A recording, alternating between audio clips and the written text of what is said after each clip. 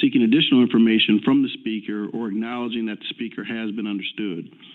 The board will not debate with an individual, and the board may not take action on an item raised during public comment that is not on the meeting notice/agenda. The chair will interrupt and rule an individual who violates any of these norms out of order. If ruled out of order by the chair, the individual's opportunity to address the board will immediately end and the microphone will be turned off. Thank you for your participation and courtesy. Okay, Connie, you can go ahead. Okay, hi everyone. I'm just doing this because I'm not able to do my student board report today. I'm not there. But hello everyone, I hope this message finds you well. I wanted to take a moment to acknowledge the impressive achievements of our students amidst their busy schedules. First, I want to commend the remarkable performance of SpongeBob the Musical. The dedication and effort invested into this production were evident, and it was a pleasure to support our Purple Knights. Additionally, the Read Your Heart Out event featuring our Nightingales provided a heartwarming opportunity for our youth to connect with the younger members of our community. Though I was unable to attend in person, I heard wonderful feedback from my little cousin who is eager to join the Nightingales in Bullitt Memorial when she's of age. I also want to extend congratulations to Dayanara Azarate and Rosalia Pulido for their outstanding achievements at the competition in Milwaukee for their art pieces. Furthermore, the mental health event that was held to help destigmatize mental health was a significant step that was needed to address the issues of mental health within our community. Which is a cause that resonates deeply with many of us students. So I was really proud to see that a lot of people in our community attended that event, and I'm grateful for it. I'm also proud to highlight another important initiative that's called We're Here, which is a peer-led counseling group led by Bullitt Memorial Knights. These students demonstrated ambition and courage by pitching their idea at American Family Field last year and shouting out for our Beloit youth who struggle the most with mental health. As someone overseeing the operations of We're Here, I am particularly impressed by my group's dedication and initiative regardless of the setbacks we have received as youth. On a different note, there seems to be a shift in the student climate following the election. Some students express concerns about potential cuts to their favorite groups or programs, while others may not fully understand the implications of the referendum's outcome. It's crucial that we take these concerns seriously and consider them as we move forward. Additionally, it's worth noting that students are increasingly attentive to the decisions and the actions of our current board members. It's essential that we engage more actively with them, demonstrating our commitment to addressing their needs and concerns rather than what seems to be bickering about smaller issues. They are ready to see action done instead of just thought of, and I hope this election that passed has opened eyes for those who thought our community was satisfied with the board's current decisions. I extend my gratitude to all those involved who tried their best to have our community vote in support of the referendum, and I encourage you all to continue supporting and listening to our students. I truly hope you all help gain us back the trust of our students and our communities. This concludes my report. Thank you. Board President Levy, I have a question for clarification. Could you please elaborate on the bickering? I'm not sure what you're referencing when you mentioned that in your report. Thank you.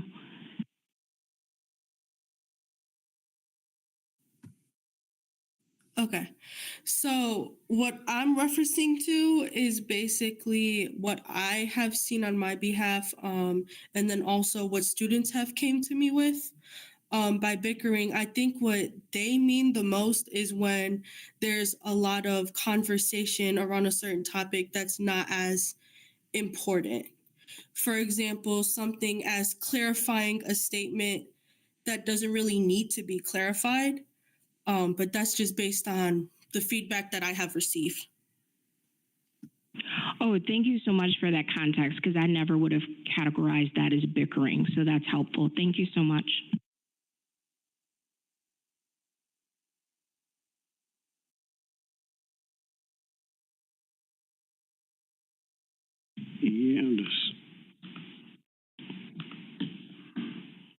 I'm just lost in my electronic agenda, so I'm going to find us where we're at. All right, so that is the end of public comment. Thank you, Connie. 3A, reports to the board. We actually have 5A. Oh, thank you. We did move that. 5A. BMHS fire alarm systems updates. And I'll start us off. Thank you, board, for allowing us to move 5A up. And one of the things that we discussed last week was the BMHS fire alarm system upgrades. We did go back and try to get as many of those questions answered as possible. Of course, Mr. Bricko and his team, I want to say thank you for, of course, giving us that that space to kind of get some of these questions answered. I'm going to turn it over to Mr. Bricko. Of course, we do have a fire alarm panel. Most of the information you already know. Of course, you already know how much it costs from Johnson Controls as well. Again, there were some questions that we wanted to bring some clarity to, but I will allow that conversation to happen under Mr. Bricko and Mr. Chady's leadership. Thank you. Is this on? Good? All right. Thank you, Dr. Garrison. Before we get started, at the request of the board, I had Jason Robeson, service representative with JCI, present on the call here. Jason, if you just want to quickly introduce yourself there. Hi, good evening, everybody. My name is Jason Robson from Johnson Controls, and I'm in attendance to answer any questions you may have about the existing proposal and anything about the fire alarm in general. Glad to be here. Thank you for your time. Thank you, Jason. In addition to Mr. Robeson joining us, also at the request of the board, I was able to procure an additional bid on the project for the total replacement of the high school. This came from a competitor out of Milwaukee, Martin Systems. Now, mind you, this is a very ballpark figure. With kind of a quick turnaround on this, certainly we were not able to have the team come on site to do a thorough walkthrough of our space to really assess all of our systems in their entirety. But based off of last year's annual inspection report, which was done by Johnson Controls, this other party was able to crunch some numbers and give us some sort of budgetary projections on what it would cost to have a replacement of the system in totality. I'll share that number here. So again, this is Martin Systems. Estimated projection for a total total replacement of our existing system would be $581,759. Again, very ballpark figure.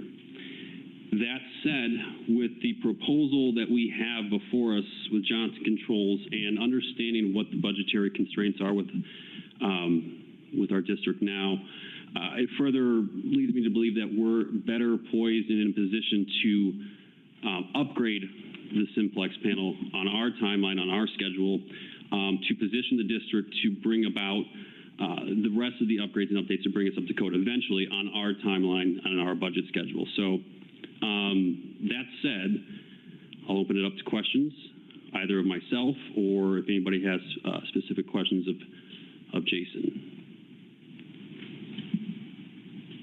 Thank you. My first question is, what portion of the quote is designated for allowance cost? For allowance cost, the quote, are you talking about the quote for Martin Systems or for No, I haven't seen a quote for Martin Systems. I'm talking about Johnson Control. Okay, I'm going to defer that question to Mr. Robson. Yes, and I believe are you specifically talking about the special notes section of the proposal? I am. Okay. Yeah, so basically that is a part of the proposal. And again, that's all built into the margin. I don't know if I could give you an exact number. But basically, that troubleshooting is the dollars or part of the margin is included for that, for any issues that may come about in regards to the upgrade as it pertains to any existing wiring conditions that happen prior to, the replacement. So basically what this is, we can support our components, we can support our pieces, but an electrician ran those wires behind the wall 30 years ago. There's been, other infrastructure pieces that have come and gone. So we just put that in there to make sure that if there are any issues that we uncovered during this process, that we can work to get that completed within the budget of the proposal. So as far as an exact number for what that is, it is just built into the proposal itself. So are you saying you're not able to answer my question? Not with a specific number. Okay, because that's disappointing, because this is one of the same questions that I had at our meeting last week. My next question,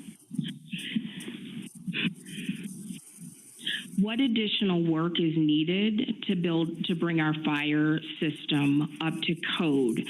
Because your quote, and I appreciate the honesty, clearly states that the work that's outlined will not bring us up to code.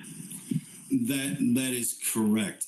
So bringing the system up to code would include voice evac system, which would be replacing the existing notification devices from horn strobes to speaker strobes. And on the electrician part of that includes running another set of wires for the audio circuit, for the audio communication of those speakers. So that is what included. Now, with that being said, as we did this proposal, with my discussion with Beloit Fire Department and they use a third-party plan approver for the approvals and submittals.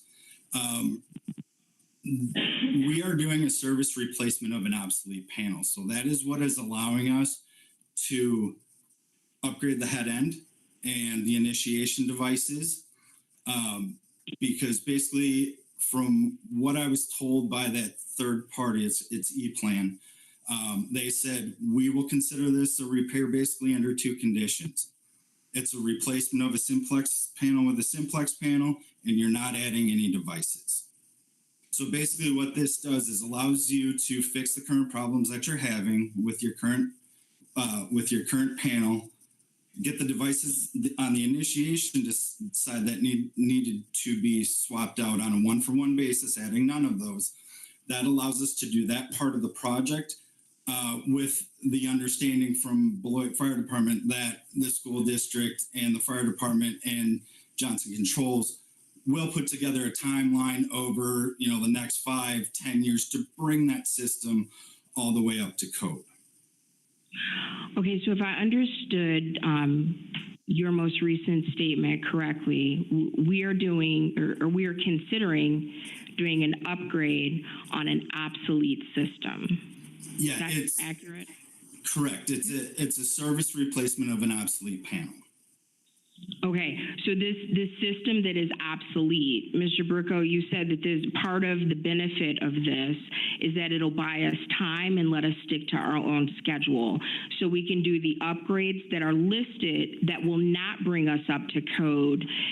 If I understood you correctly, the voice component is needed to bring us up to code. So two questions.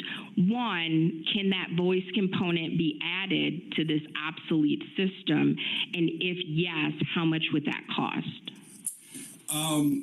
So the first answer to your question is easy. That is yes, you are forward facing.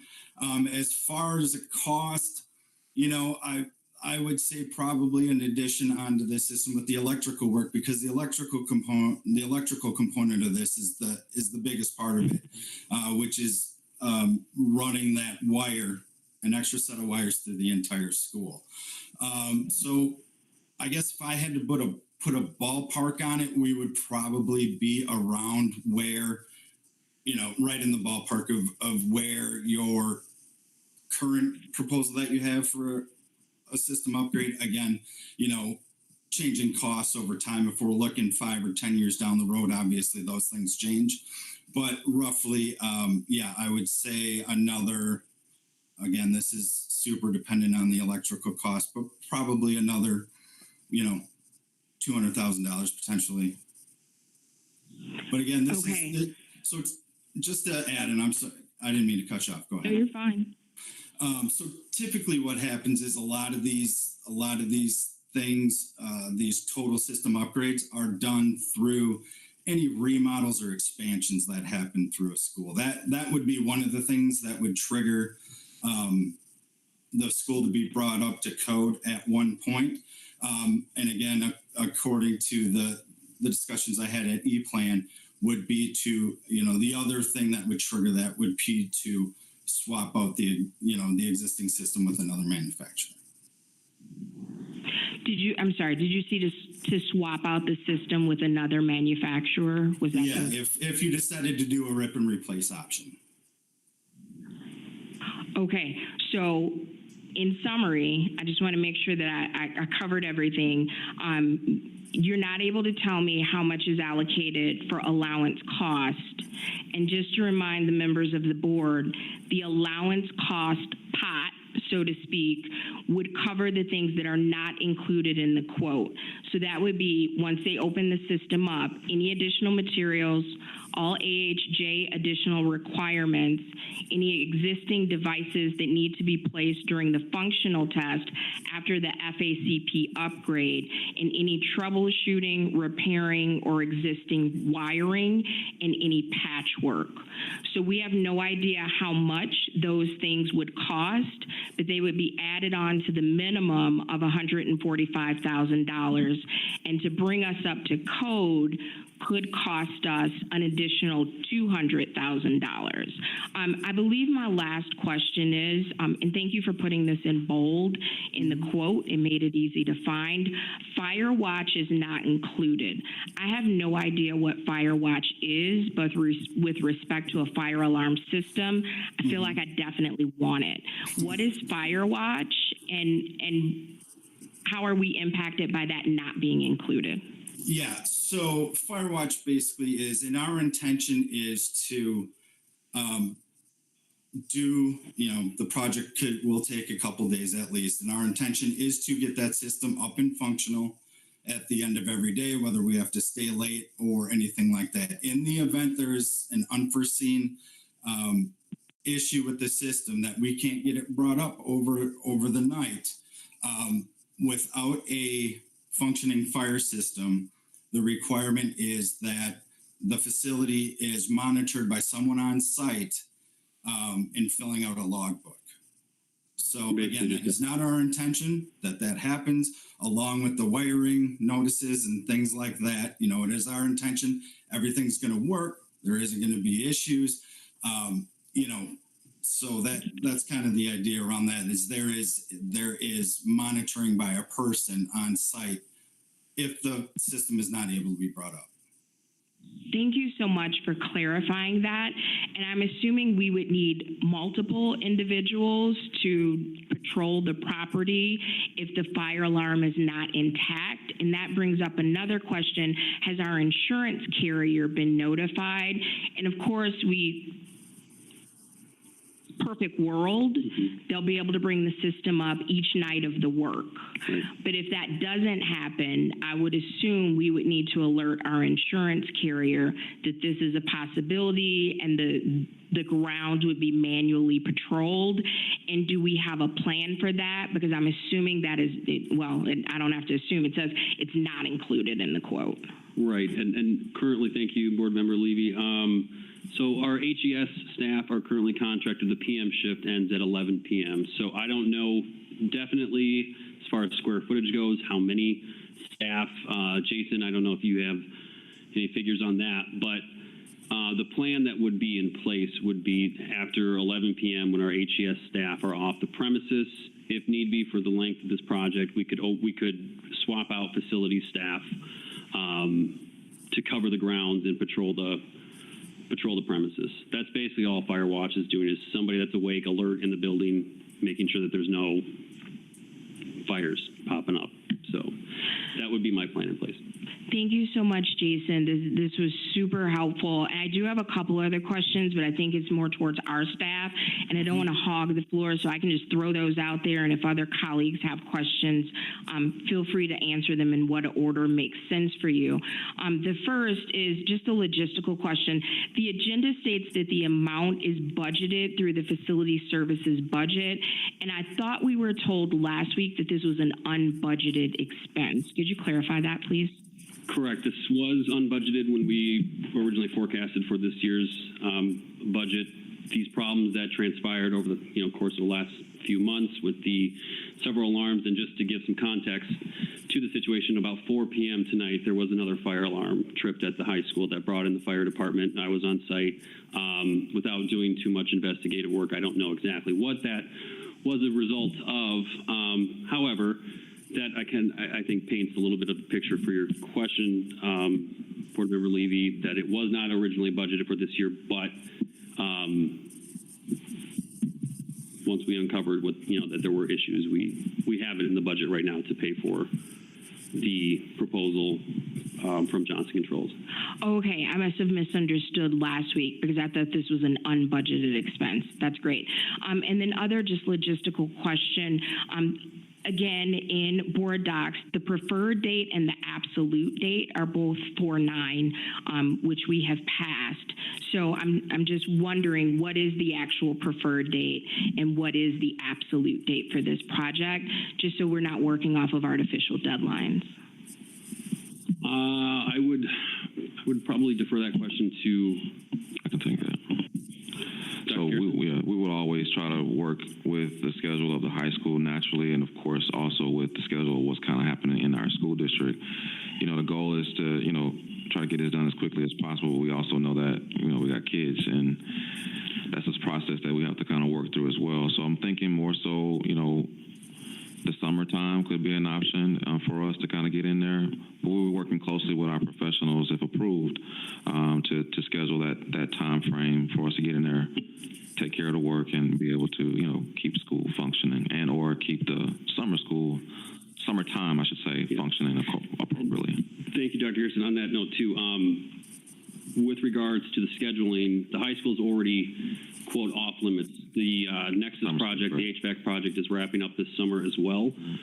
So there will not be students and staff present in the building. So again, this summer provides an opportune time for us to complete this work on top of the HVAC upgrades as well. I think it's possible I wasn't clear. In board docs, there's a preferred date and an absolute date. And it's my assumption, which I want to clarify, that is with respect to when the board needs to take action. So my question is, one, both those dates are the same, which is kind of a flag for me, and that date has already passed. So I just want to make sure that that we're all operating off of accurate information, so the board isn't experiencing potentially the pressure of artificial deadlines. Like, this needs to be decided a week ago. So I guess if we could just clarify what the administration means by a preferred date and an absolute date, so that we can make sure that those make sense with respect to the decisions we need to make. Sure, I can touch the preferred date part. The absolute date I can turn over to my team. Naturally, when we had this on the schedule for last week, that would have been preferred, but there was questions, and so naturally we have to get those questions that the board proposed for us to the best of our ability, of course, over this past week. As it pertains to actual, I'll turn it back over to the team as it pertains to what was the thoughts there. Yeah, so the preferred date and the absolute date were inputted originally for last week's meeting with the hope that we could advance the project through and receive board approval last week so that we could carry on. Today's agenda item simply carried over or copied over last week's agenda item, so there were no changes to it. What the preferred date, I interpret the preferred date as the date of the board or the committee action, and the absolute date is kind of the same. May not be the accurate, but nobody's told me otherwise in the past year. So here's my concern, and I totally get the preferred date being the night you bring it, because you want to present it and get a decision and move forward. That totally makes sense. But the absolute date is, for me, like the point of no return. Like, we need to make a decision by June 1st, or we are going to have a problem. Does that make sense? So to have the preferred date and the absolute date be the same is a little confusing, and to have both of those dates pass, and we don't have to beat a dead horse. I just want those dates to make sense. And then my final question, how often does the false alarm occur at the high school? I know you said it happened today, and doesn't have to be because you don't know when it's going to happen. But like on a monthly basis, is this something that happens once a month, 10 times a month? Just if you could give us an idea of how frequently this happens. And I get it's an inconvenience, and I'll speak for myself. I'm not trying to quantify the inconvenience factor, and I'm also not trying to downplay that. I get that it's disruptive.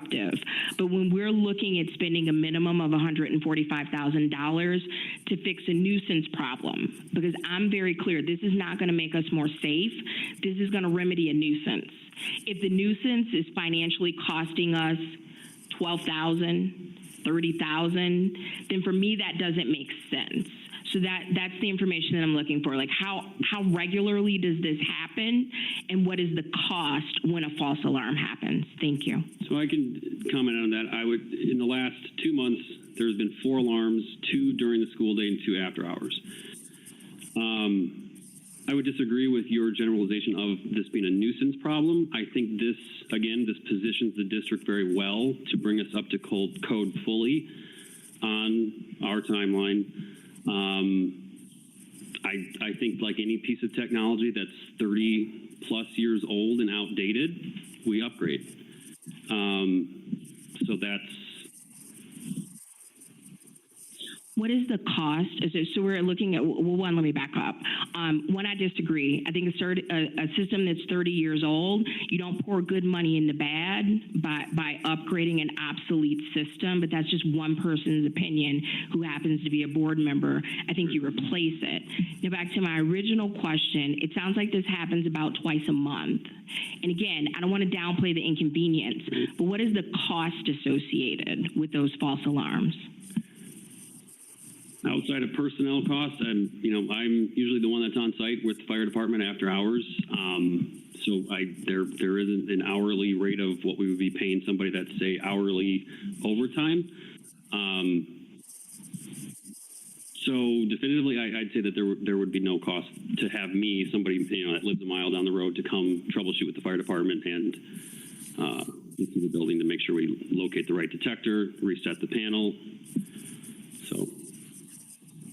So outside of inconvenience, there isn't, the financial cost is negligible, but we are being asked to spend a minimum because we don't know what these additional costs are, nor do we know what our allowance cost is, which I hope that we would.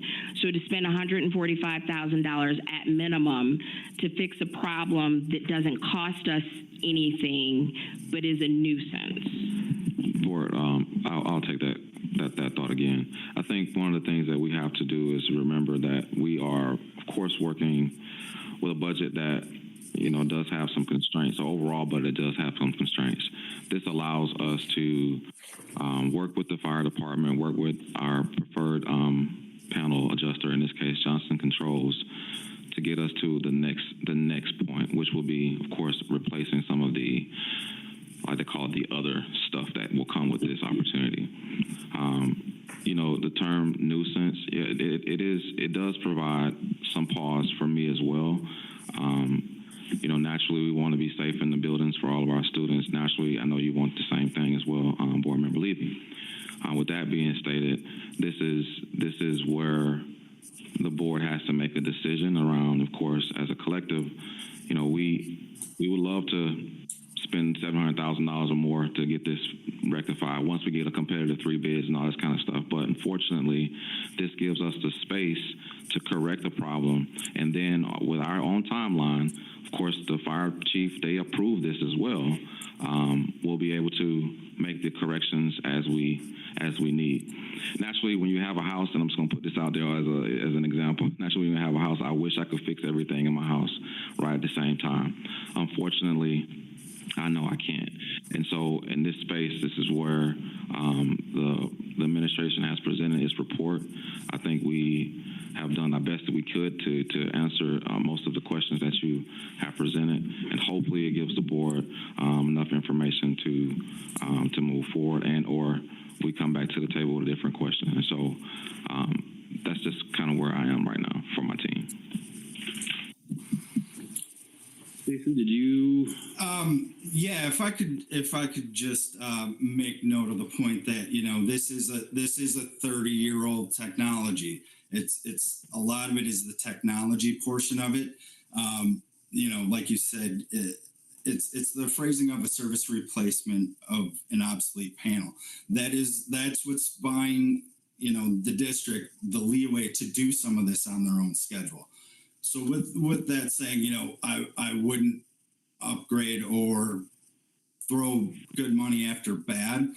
This is what we're doing to bring where all the head end. So the FACP, which is the head end that has the display on it, kind of the brains of the operation, and the 2 transponders, those are all getting replaced. Vast majority of the initiation devices are also being replaced because of technology changes over the last 30 years.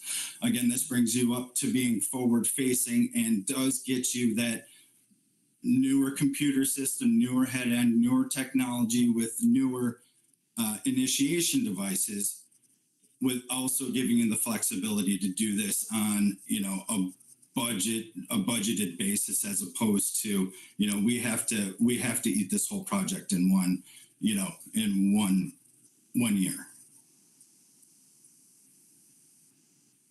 No, sorry, Jason. On that note, can you speak quickly for the board and about the MapNet initiation devices sunsetting 2 years ago? Some of the equipment, the replacement parts, they're just not accessible anymore. Yeah. So basically, it's our MapNet technology was what is in. It's the initiating circuit technology that sunset about 2 years ago. So now the devices that we are replacing on site are the new technology, the IDNet compatible devices. So basically, what we did when we came on site is we had a device that basically pinged the circuit, and anything that responded back we knew was compatible with this 4100 ES system, and anything didn't we knew was MapNet only technology that would have to be replaced on the initiation end. And on the detection devices throughout the building, what was the number on those that would be replaced under this proposal? I believe I want to say it was the majority of them. So basically what that tells us is, you know, there hasn't been a lot of changes in the school infrastructure over time, because as we would do expansions or remodels or stuff like that, we would put in the newest technology. So what that tells me is, you know, there hasn't been a lot of changes, fixes, moves, remodels, or anything like that in the school in some time.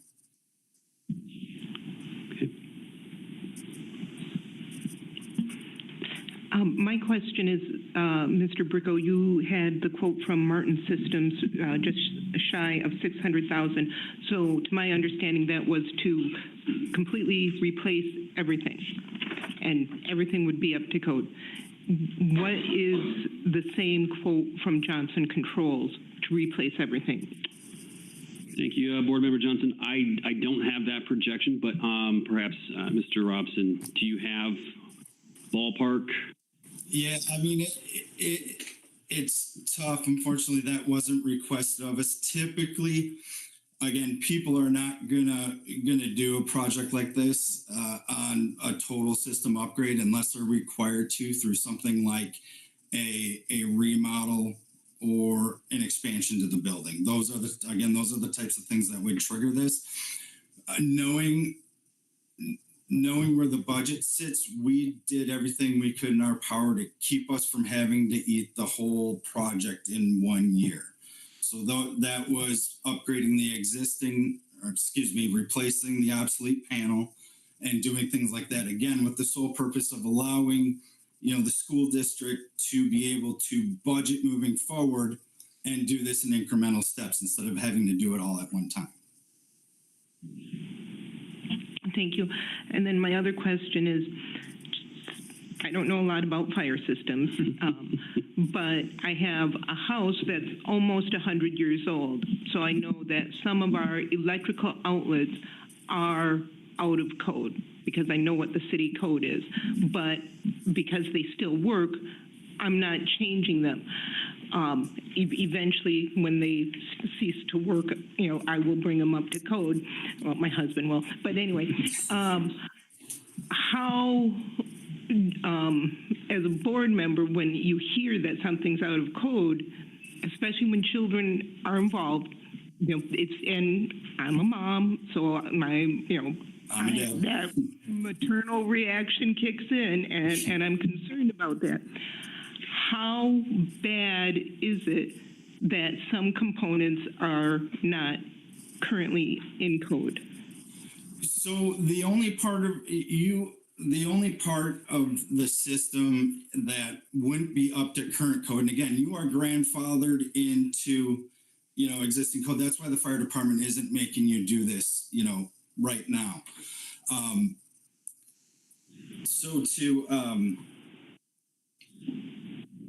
So I don't want out of code to scare anybody. You have a functioning system that is monitored and has a notification system to get students and personnel out of the building.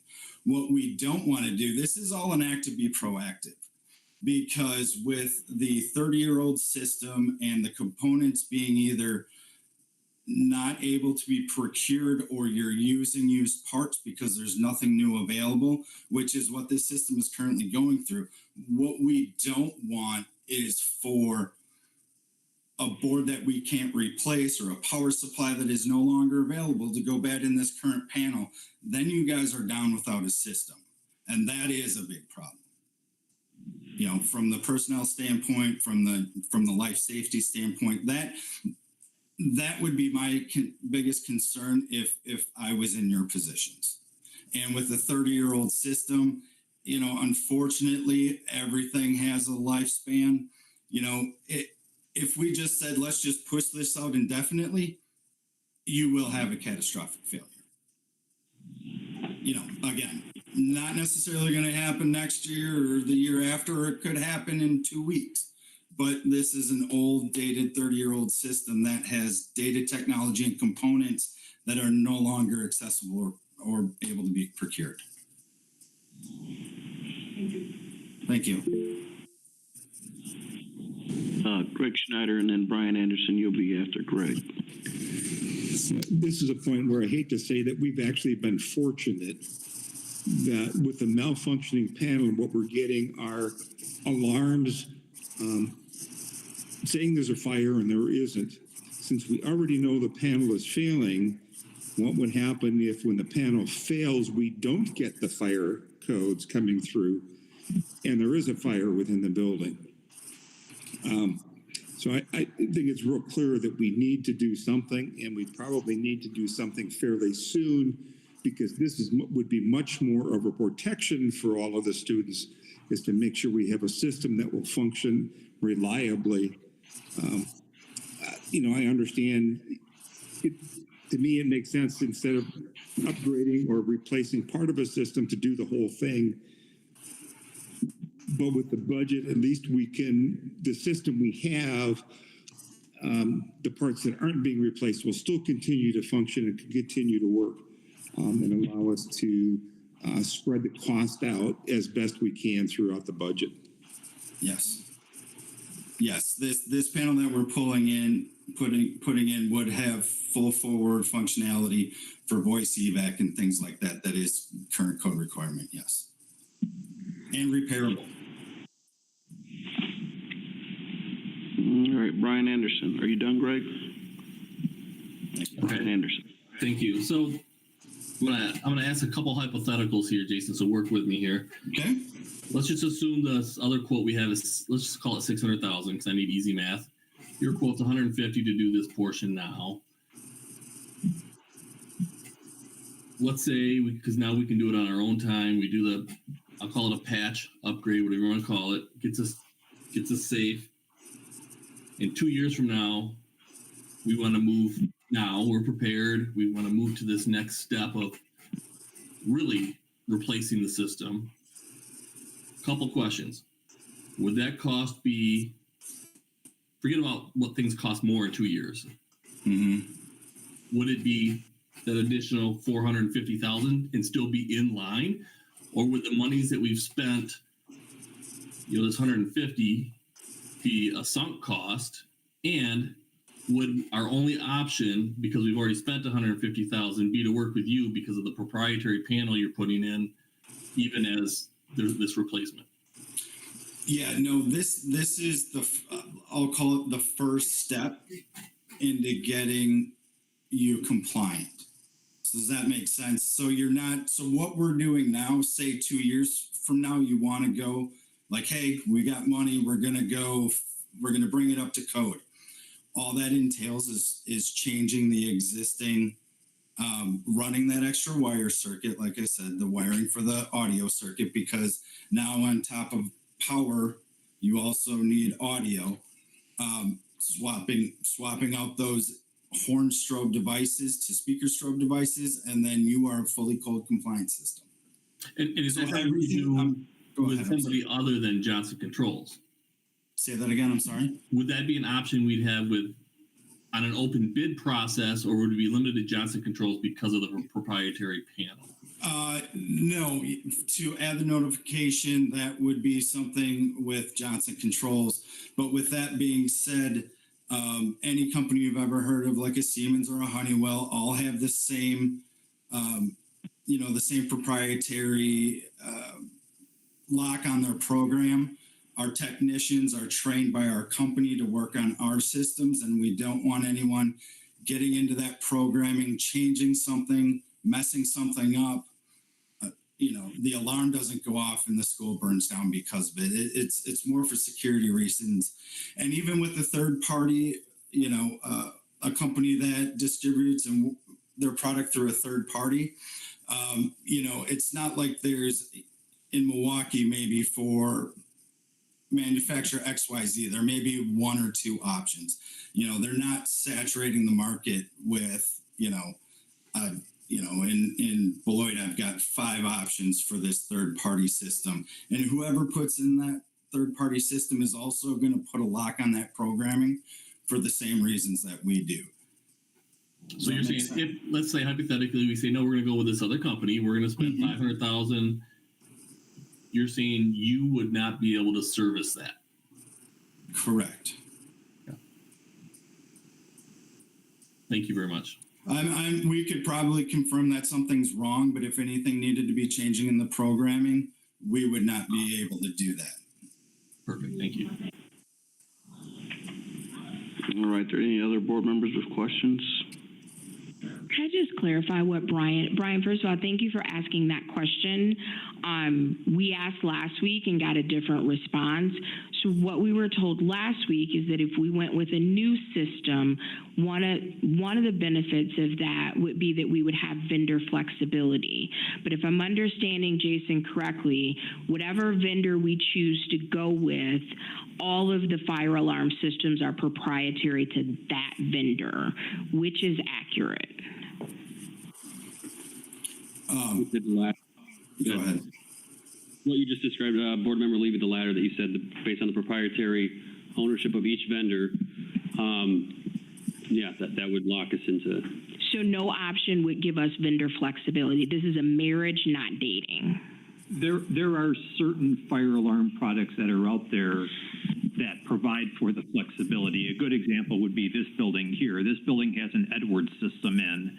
So Johnson Controls could come and look at it probably, but they really don't have any desire to service it or fix it parts-wise because it's not their product. But other technology companies could service it.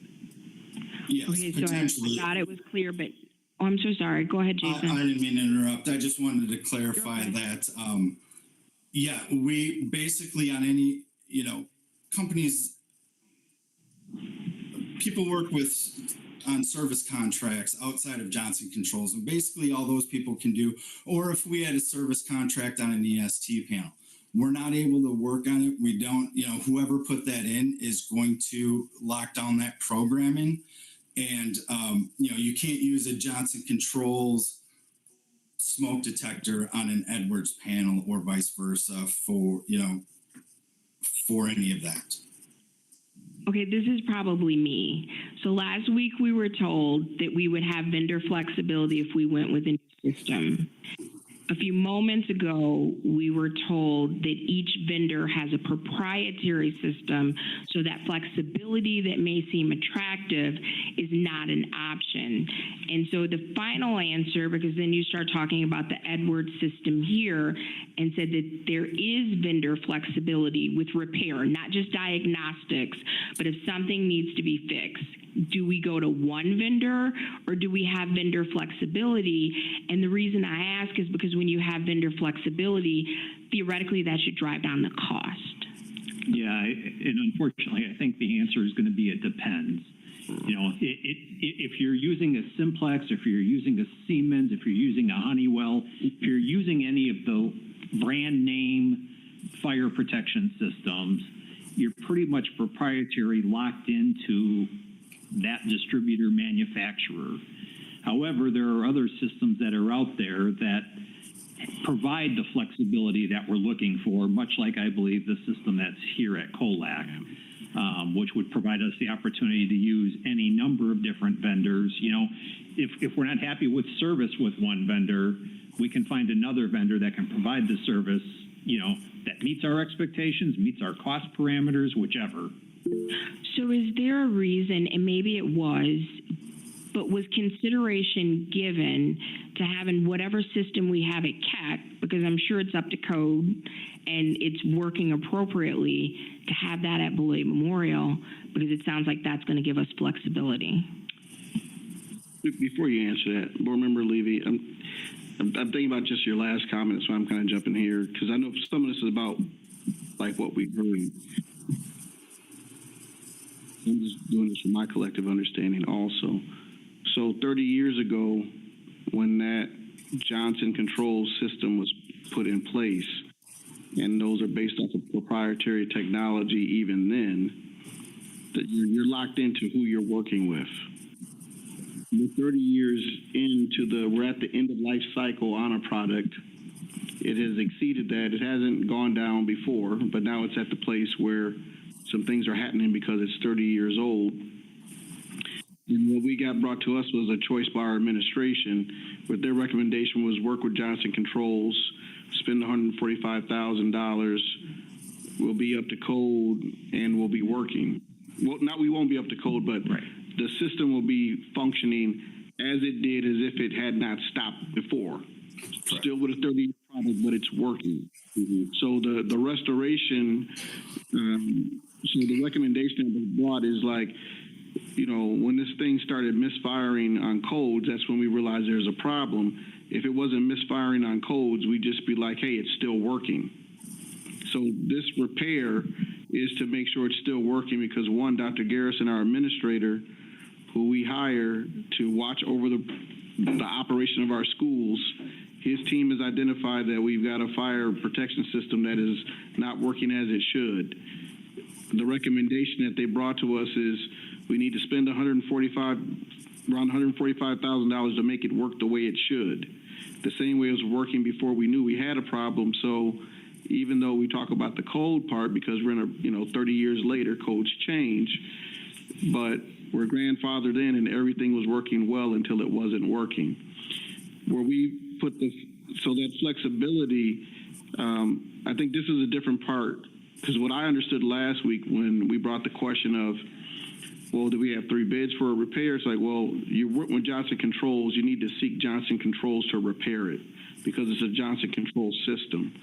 And then the idea of, well, even though money's tight, if we spend $145 to fix it versus $581,000 to put a brand new one in for the next 30 years, we've got different choice points. And I think the flexibility part was, yeah, if we're going to put a brand new one in, we don't have to use Johnson Controls. We could choose any other vendor. But if we're going to service what we already have, that's why we have the recommendation for Johnson Controls. So the flexibility in a vendor is not on the repair part, but it's on the if we were going to seek a brand new system. Yeah, I would say the considerations, board members, plural levies, you know, we've got 16 different facilities. They all use various fire alarm, so they're not all with one vendor or one brand. The real consideration was, could we afford to do this within this year's budget and get this project done this summer?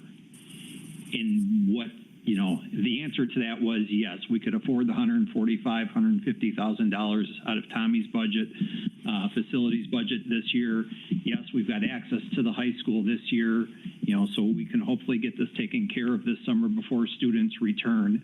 We knew full well that replacing the system in its entirety, even going with, I'll just call it an off-brand fire alarm panel, was going to cost more. And we had fairly good certainty that the more was not going to be affordable to the district to accomplish this year.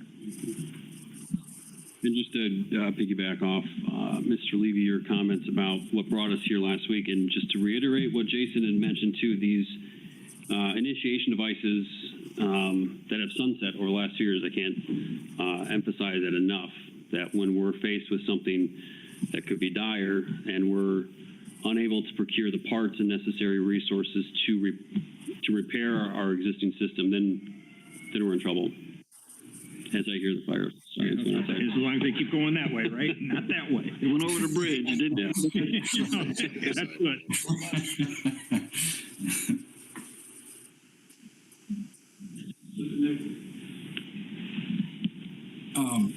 And I guess to make to make a clarifying point on using EST as an example, you are still kind of pigeonholed into using authorized EST dealers. So, you know, it's not like you can call us, call everybody. It would be siloed still into who are your authorized EST vendors. There might be one in your area, there might be three, but it's not, you know, you don't have a Rolodex of different companies you can call to work on these things, regardless of what manufacturer you're working with. Okay, thank you, Jason. I have a couple questions. Number one, is on the quote that you have detailed, the design labor, CAD labor, project construction management, and technical labor, is that all done by Johnson employees? Correct. Okay. But the electrical contractor is subcontracted? Correct. Okay. Would it be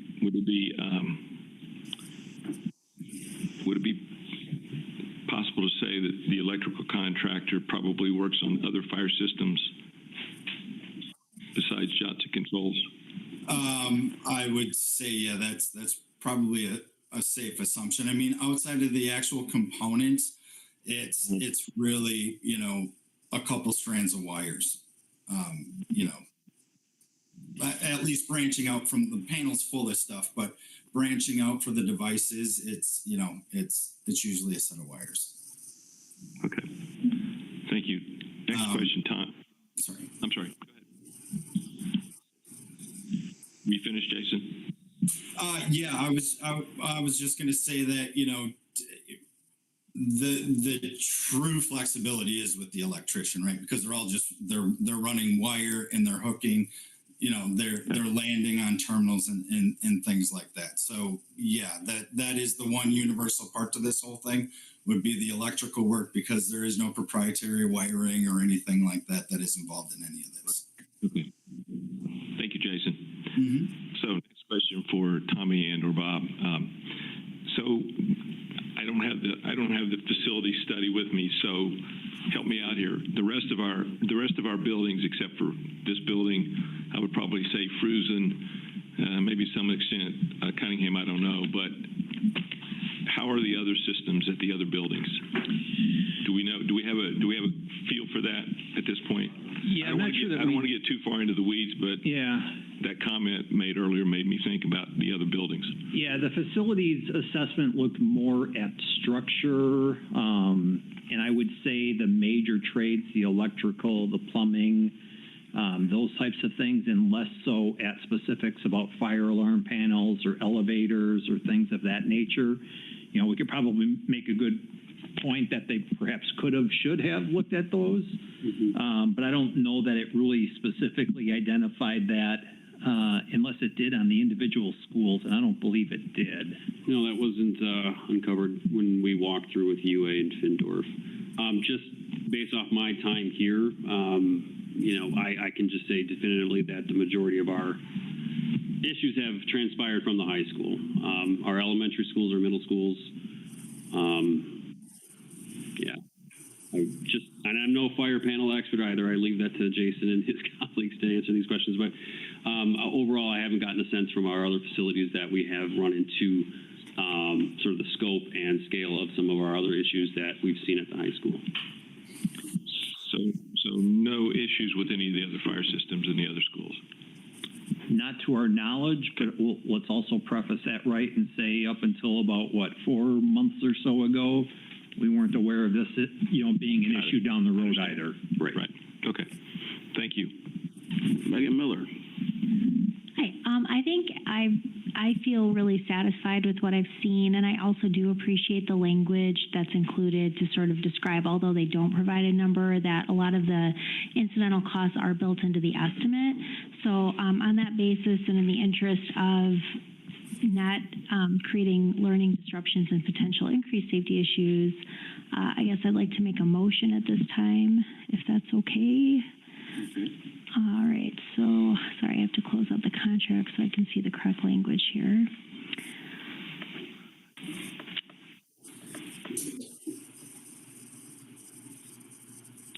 So at this time, I would like to make a motion to recommend the approval of replacing the BMHS existing Simplex fire alarm control panel to the upgraded Simplex 4100 ES panel by Johnson Controls in the amount of $145,065.89.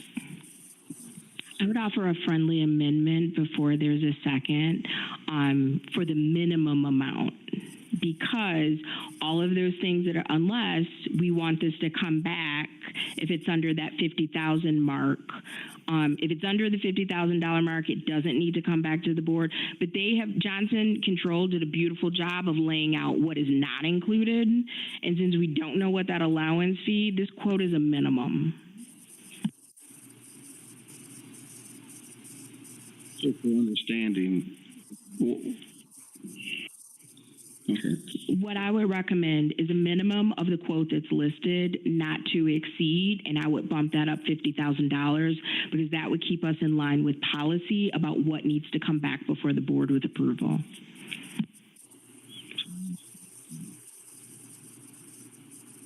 So what's the difference between the recommendation and following the policy? Well, Board Member Miller said the amount. So the amount that's recommended is $145,065.89. To be prudent, they haven't opened this 30-year system up, and they were very generous in outlining all of the things that are not included. It would be naive of us to think that there are not going to be additional cost above the quote. Now, policy states anything over $50,000 comes to the board for approval. So to not tie the hands of administration, so to speak, I think it would be prudent to have the motion read for a price range between the $145,065.89 up to $195,65.89, because that keeps us in line with policy and it covers the things that we are certain will increase this cost. Just a suggestion. As the person who made the motion, I have zero problem with that. There's a motion. Is there a second? Second. Okay. Motion by Megan Miller. Whoever is recording, make sure you have it as it was stated with the amendment that she accepted from Board Member Levy. And it's been seconded by Greg Schneider. Is there discussion? Yes, and I'll be very brief. I don't think it's wise to continue to pour money into what we have clearly been told is an obsolete system. I'm so glad to hear that the current quote was budgeted, which is different from what we heard, and that's wonderful. And I'm confident that the administration can find the remaining amount to replace the system, preferably with a vendor that gives us vendor flexibility, instead of locking us in with one vendor. And I would like a roll call vote, please. Is there room to make clarification on that statement, or am I out here at this point? No, actually, there's on the floor, so this is where board members conduct discussion. Thank you. You're good, Jason. I think for me, as we're discussing this item, from last week to this week, it's clear for me like what needs to happen and where we're at. This is just for me. On last week, looking at $145,000 or not knowing what X is, how much it would cost to totally replace it. Because $145,000 is a lot of money for something that's, you're just patching something for 30 years. Having the conversation and the additional time and having a different understanding is that, one, like there's not multiple quotes because of the proprietary nature, and our provider is Johnson Controls. That's why it's Johnson Controls and not multiples. Other people with other quotes. Also being given a price of what a total replacement would be. Of course we have budget constraints, but we'd have to make that decision. 4 people would have to say, we want a brand new fire panel now. I'm not hearing that. So as I understand, and we'll take a vote, but as I understand it more from our administration's perspective, why was this their recommendation? As Mr. Bricko said, that, this will restore our system so that it has the functionality that it's supposed to have, and it's giving us more time before we have to make other decisions. And those are one of, as we look at, we have on other issues identified by our facility study, $23 million worth of end-of-year life that we already know of. This is just one thing that popped up over the last 4 months that we also need to deal with. So knowing that we already have $23 million of end-of-life things that, hey, everything's fine until it's not fine, and what this lower cost will do for us now versus completely replacing the system, and we have to balance that against other needs that we don't know yet. And that wasn't, the plan. I am now more comfortable than I was last week with going with this approach because there's time. It does what it needs to do because we as a board were made aware of a problem. We have our administration's proposed fix for the problem. We've discussed it, and I kind of see it from the different angles of why not go brand new versus fix what you have. And even in going brand new, understanding this industry and how things are working now a little bit more, we're still going to be proprietary and locked into one space. We're not getting multiple people to work on it. So I'm comfortable supporting it. And I know some people would think that, wow, you all spent 1 hour and 10 minutes on this. Well, when you're spending other people's money, it should take some time. But I think that, and sometimes that's what it takes for people to come to an understanding of what their position is on something and why we should or should not do something. So are there other items of discussion? If not, we'll proceed to our vote. All right. We'll have a roll call vote. Ms. Dooley, are you calling the vote for us? I am. I'm ready when you are. All right. Hearing no other discussion. Julie, roll vote, please. Okay. Greg Schneider, Aye. Brian Nichols, Aye. Megan Miller, Aye. Amy Levy, Nay. Tia Johnson, Aye. Brian Anderson, Aye. and Sean Levy. Aye. Okay, and the vote passes 6-1.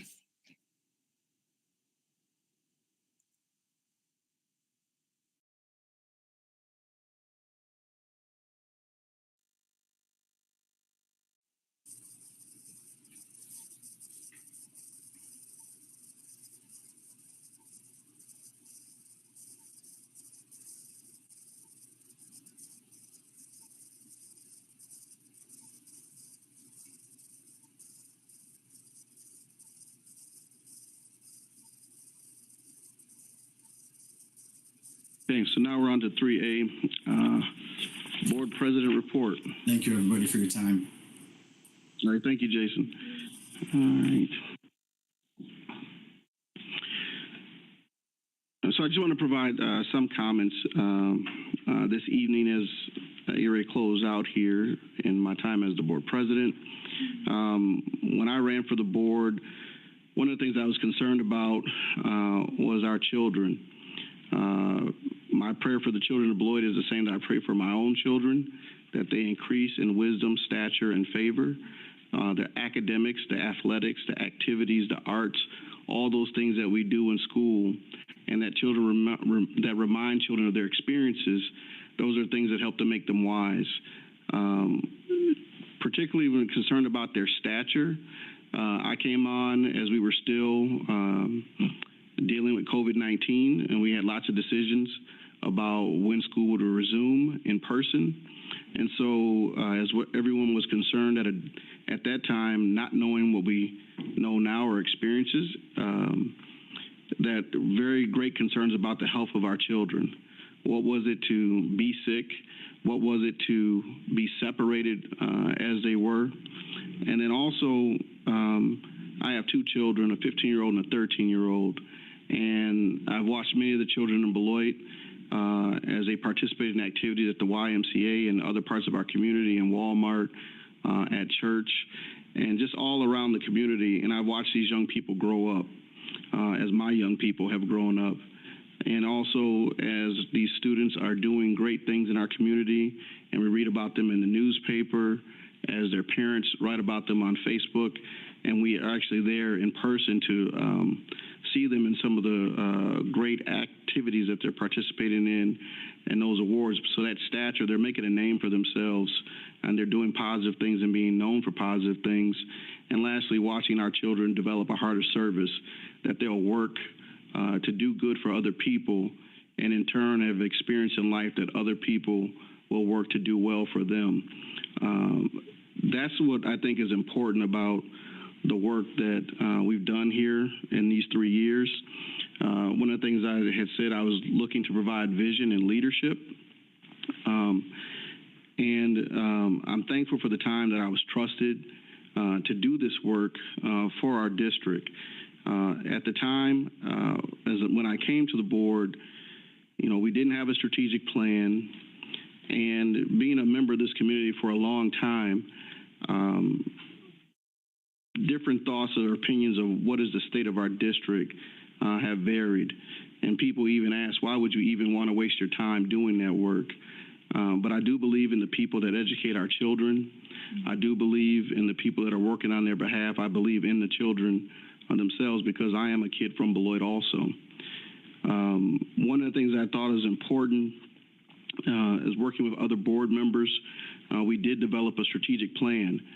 There are financial decisions, there are educational decisions, many decisions that should have been made at different times, in my opinion, that had not been made.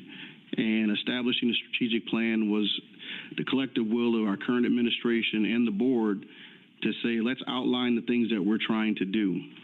And we were successful in doing that. Along the way, one of the things that happened is we had to hire a superintendent, and we had to evaluate a superintendent. Because with the many transitions that have happened with board members and leadership, that it caused some inconsistency for us. And I think that transition in leadership is what has caused some of the problems that we faced in the district. And also, we would have board members, and this is a long time to serve 3 years. It's a long time.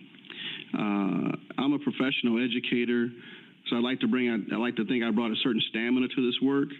But if I had not been a professional educator, I wholly understand why sometimes people have to tap out of this work, because the personal persecution you face and just trying to make good decisions for kids and do what you think is right and fair. There's nothing wrong with criticism, but we do have a level of unhealthy criticism and critique in our community that has been a problem for people to get us to have a longer bench of community members willing to serve. So that was one of the things that we wanted to do as a board, and we worked together to address board development, to write collective commitments, to participate in the Wisconsin Association of School Boards annual development tool, to measure ourselves, to see that we're working together and that the dysfunction in our district is not because 7 people could not work together with an administrator. Very important that as we made those transitions from superintendent to staff people serving in between, to hiring an interim superintendent, and we even came to a place where people did not want us to hire a permanent superintendent, but because we felt that we were gaining momentum and we had a strategic plan, the best thing to do was to begin to plan for tomorrow, and we hired a superintendent. One of the results of that has been some of the increases and gains that we've made over the year. Do understand that when you've got a lot of work to do and you're making incremental gains, that's not a lot, or it might not mean anything for some people, but even to struggle forward is progress. Incremental is different from standing still, and it's definitely different from falling back. So I am proud that we were able to make that incremental progress, because it's those little steps in progress that lead to bigger things. Just briefly looking at our strategic plan, I want to put the board in the mind of certain things. That our first goal being equity talks about the disproportionality that we faced in our district. We have many different racial groups. We have students that have many different labels in terms of how they are as learners.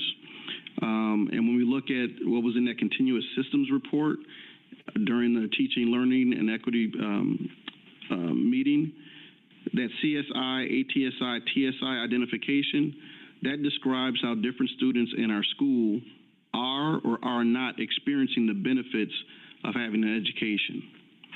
It's important, as we wrote in the strategic plan, that we have systems and structures or data to be able to explain to our community that yes, our children are at where they should be, they're above where they should be, or they're below where they should be. That communication gets out to parents, so parents know what to do when they're sitting at the kitchen table in their home with their child. In our culture and leadership, we address having a place of belonging and trust in this district, because trust had been broken with different leadership, by different board members, and even by different entities in the community. And so we want to change how we were perceived and how everyone felt. And that's something that when trust has been broken, it takes time to repair that. One of the important parts of that, as we described, is when we welcome new members to the board. I'm thankful to Tia and Tom for their service and their willingness to join, the same as Mr. Nichols, the same as when Jawan came and Brian came, and they said that they felt welcome, because that is the type of space that we wanted to provide for community members who are willing to serve their community, that they felt welcome to this work, because we need everyone in this work. we've got a short bench, and our bench needs to be longer because there's more to be done. Addressing our leadership and staffing, and that is having a superintendent, having someone who is consistent that our community can depend on to handle the work of the schools and for the employees themselves, to build that institutionalism within a district, to kind of understand how some things are going to be done and not always having something change. And then that collective efficacy, because I do believe that we can do more together. We're looking to provide that professional growth for all people that are involved in our system, so that you become a better educator, so that you have oversight, so that you have supervision that helps you do your job better and recognize the great job that you are doing. And that in the end, when I think of all the people that work in the school district of Beloit, no matter what role that you have, your job is to serve the greatest asset that we have in this community, and that is our young people. When we turn to our whole child goal in our strategic plan, I know that Beloit can educate young people well because it's worked for me in 1995. And the things that I've gone on to do since 1995, when I left Beloit Memorial, Mississippi Valley State University, The Ohio State University, Viterbo University, other universities along the way, Virginia Union, Samuel DeWitt Proctor School of Theology, is because of the things I learned in the school district of Beloit. I have an education, and I have the confidence that an education provides. My parents did not have the type of education that I have, but they worked hard and they trusted the school district to give me something so that I would be able to go out into the world and be a productive citizen and be able to raise a family. That is what we're trying to provide for the children in Beloit, to take their parents' desire that the school district work and provide an educational benefit, that they can have a dream that their child and them, when they sit down and talk about what their kid wants to be, that their children are equipped to do that. So when we look at the individual achievement of students, and parents know where their children are at, they understand, is your kid at where they should be, above or below? And they're working towards that because everyone individually sits in their own home. It matters how our school achieves overall, but most parents are really concerned with, how is my child doing? And that's the thing that we want to continue to focus on. And in those years from 1920, where there was no state report card from DPI because of COVID, from 20 to 21, where we had 1 star at 46.9, to 21-22, where we were 48.7 with 2 stars, and even on last year, we're 22-23, where we were 50.6, and I call that 2 stars plus. We have shown increased achievement. And I only bring that up because the stars are not, in the end, or one test, the be-all, end-all of what is happening with our schools. But that's the way our state is measuring us. And if you recognize that the people around us have a 4 and people around us have a 3 on the same instrument, when we are increasing, you have to say that we are increasing. What does 23-24 hold for us? What does 24-25 hold for us? You know, our goal by our strategic plan says that we want to meet expectations. So when we look at where we're at right now, we have a plan that we made in 2022. It's now 2024, and we're showing that we're trending toward our goal. So we're on track, and we will see what 23-24, 24-25 brings us.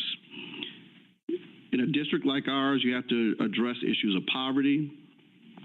And so in our goal for the whole child, we talk about social emotional learning, social emotional behaviors, PBIS, culturally responsive teaching, restorative practices, because there's more than academics that are happening, and sometimes we have to set the conditions for learning, and those things have been addressed. And then in Beloit, when we talk about health and wellness, those arts, that music program that we have, the theater program, our athletes, the other activities that our young people are involved in, Those are the things that people come around and celebrate in our schools. And we want to create those opportunities. We want to have those opportunities for our children.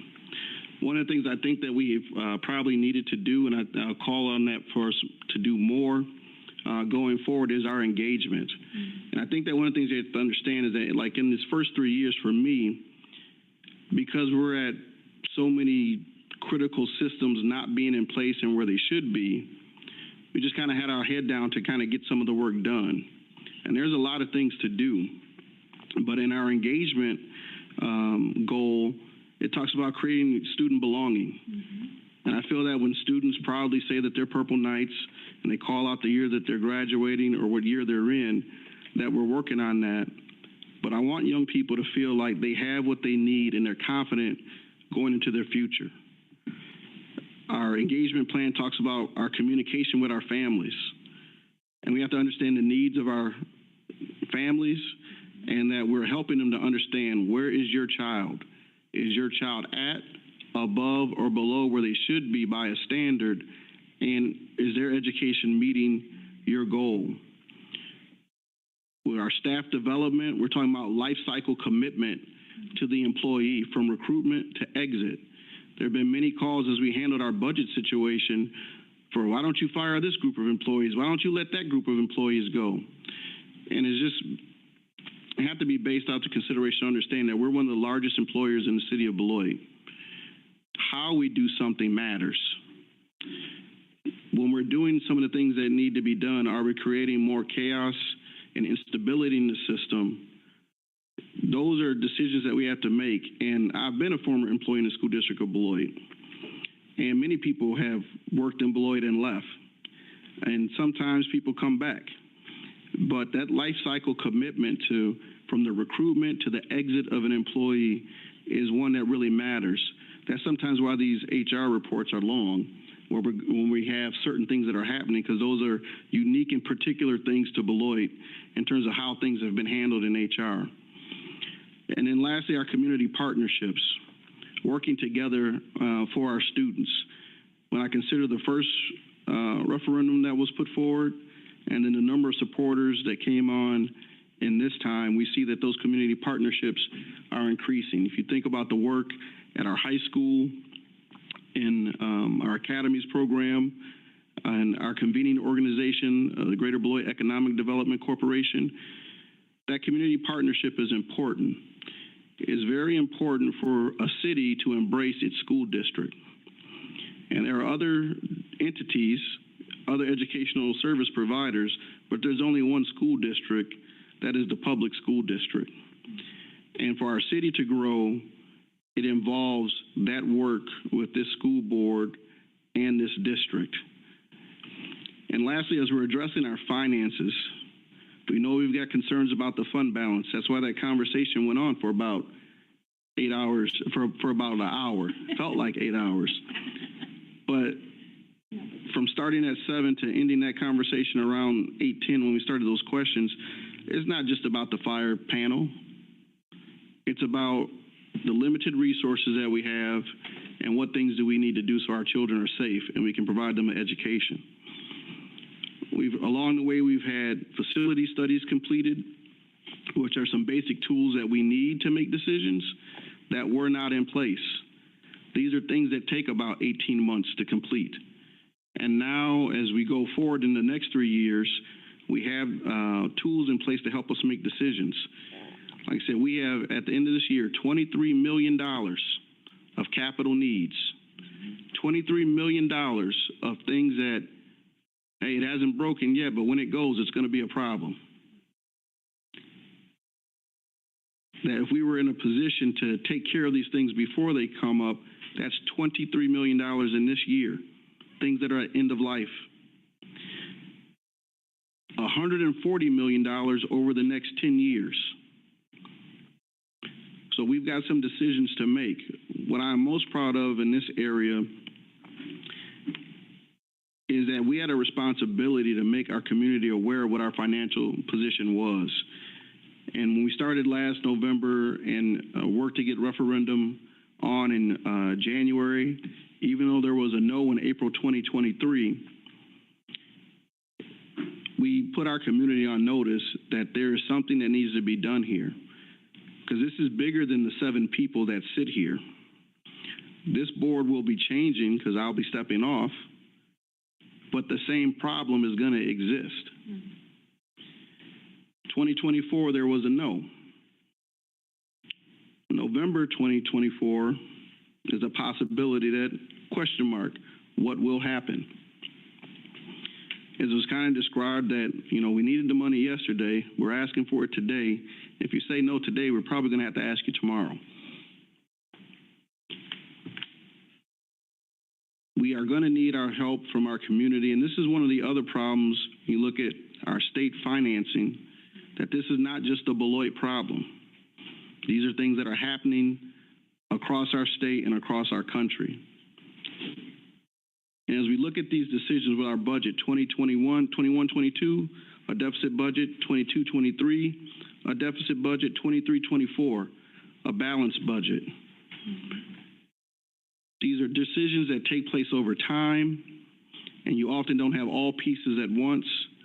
We're trying to do the things that we can control to give us the best outcome, to put us in the best position that we can be. Political winds blow a certain way, and you receive a benefit that you didn't think you'd receive, and some relief and some help. But it still comes back to the space that we've got to make certain decisions, and some of the things that we're left with are to make what's the right thing to do and what's the right thing to do. Because sometimes the things we're choosing from, they're both right, but how are we going to do what needs to be done? So those are some of the things, just a quick outline for you, of things that we've dealt with over the last 3 years. I felt like if I win, I win, and if I lose, I'm going to win.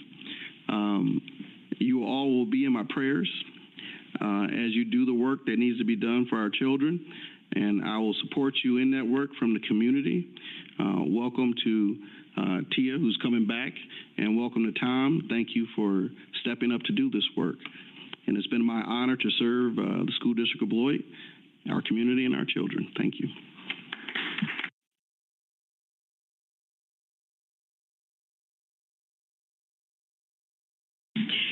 So Board President Levy, I'm going to take a quick point of personal privilege to thank you for sharing your brilliance, your professional expertise, your wisdom, and your compassion. I'm a better board member for having had the privilege of serving alongside you. Thank you for your service to our children, our staff, and the community connected with this district. Please know that you have made your wife, your children, and a significant portion of our community proud. So thank you, Board President Levy.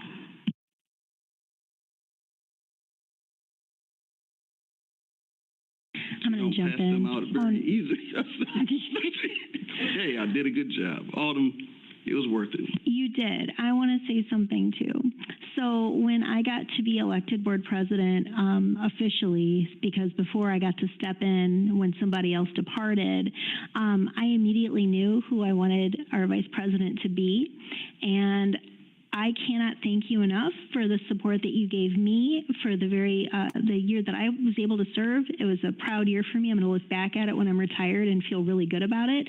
And so much of your wisdom, guidance, and just, I'll echo brilliance and compassion as just an educator and as a person, and just a deep sense of trust that you put into me and have evoked in much of our community toward the benefit of our school district is just profound.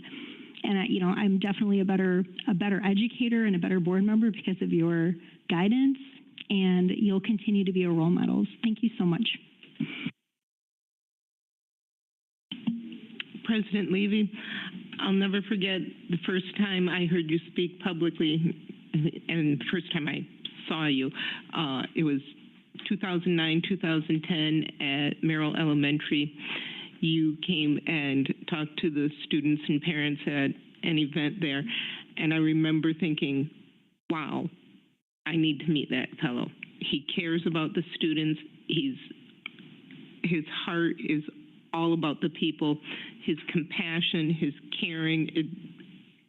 I remember it well. It's one of those memories I can play back in my mind exactly where we were in the gymnasium. And thank you for staying with the Beloit School District and your commitment to all of us.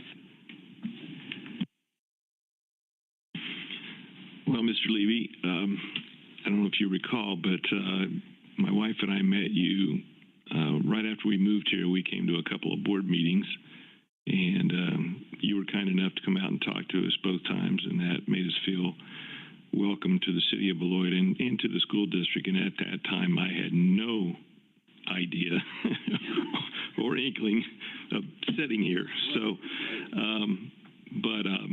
you know, I appreciate your guidance for the last year, and you do have a commitment to the children, and you and Mrs. Levy are raising a couple of dynamic young children, and you should be proud of that, above everything, of course. And I applaud you both for that. So wish you nothing but the best, and you know, I'll still wave when you go by, and you can stop, and we'll have a chat and all that good stuff. But wish you nothing but the best as you go forward. And thanks for your guidance. Bye. Bye. If I could say something, I'll say Board President Levy, and then I'm going to end with that Board President Levy part, because that's just a portion of who you are. I would say to Sean, thanks for what you've done. I think you've been an asset to this board for the 2 years that I've been on it, and longer from what I hear before I was on it. But I have no doubt you're not done serving. You're going to serve in your own way going forward as well. So again, thanks for what you've done, and thank you in advance for what you're going to do. Sean, I agree with everything that's been said so far. And I echo your deep commitment to not just the children of Beloit, but to Beloit as a whole. And I've really enjoyed our parking lot conversations that have lasted a while after meetings, as we talked about a lot more than just the school, but your ministry and all things that you work on. I'm greatly going to miss those times that we have together to do that. So thank you so much for all that you have done, and congratulations. And I know you'll stay involved. Thank you, Sean.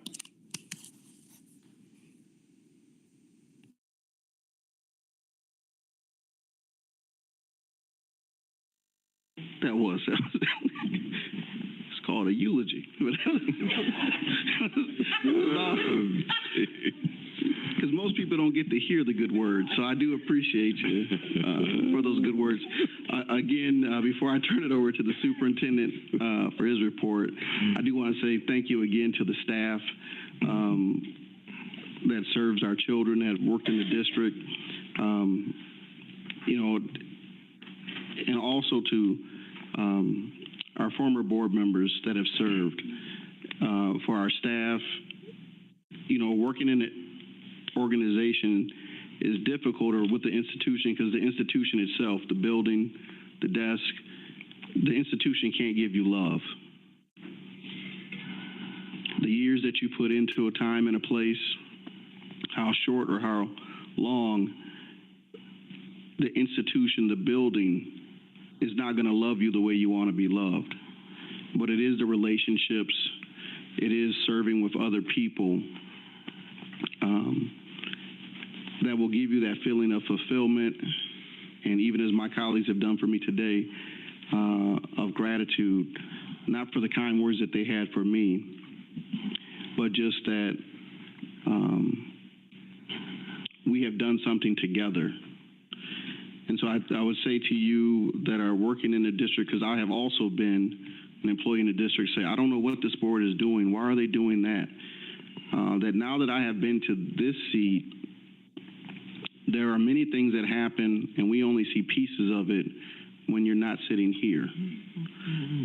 And then there's other parts that once you come to this position, you actually see all the pieces and more. And there's even pieces that we don't see because we're not here on a daily basis. That's the role of our administrator. But to our community, and like I said, to those former board members, it's a tornado siren, we'll figure that out. But in general, we can all have disagreements, but what will help our community be positive and move forward together is what we would look for. So we're going to go into recess now because it's superintendent report, but we're going to respond to this tornado warning. All right. All right. Thank you. Oh, I left the meeting. All right. So actually, we go right here in the boardroom. Yeah.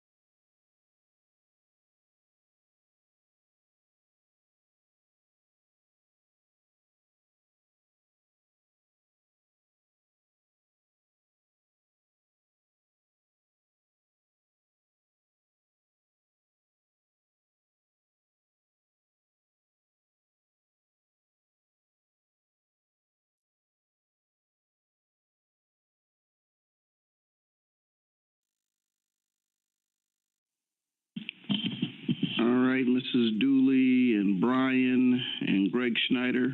We're back. Are you back? From our weather-related recess. Yes, and hopefully everybody is safe. Yeah, we're okay. Everybody's okay. All right. So I do see all board members on screen or here with me. All right. So we were resuming at 8:57.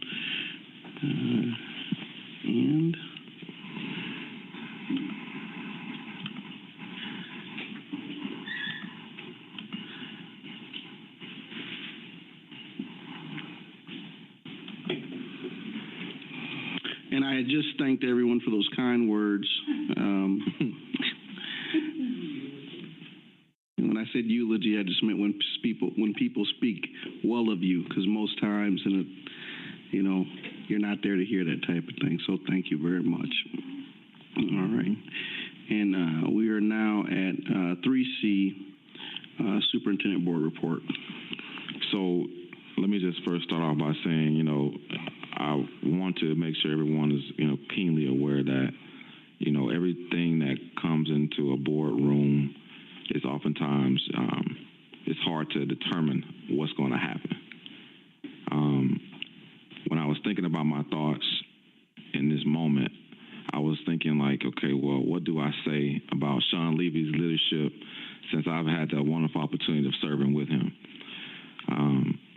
There's some times when we walk into this boardroom, we have a plan and it don't work out the way we want it to work out. That's just duly noted, right? Correct. There's some times, and it's something that I really want to share. So there's some times that go exactly the way we want it to go,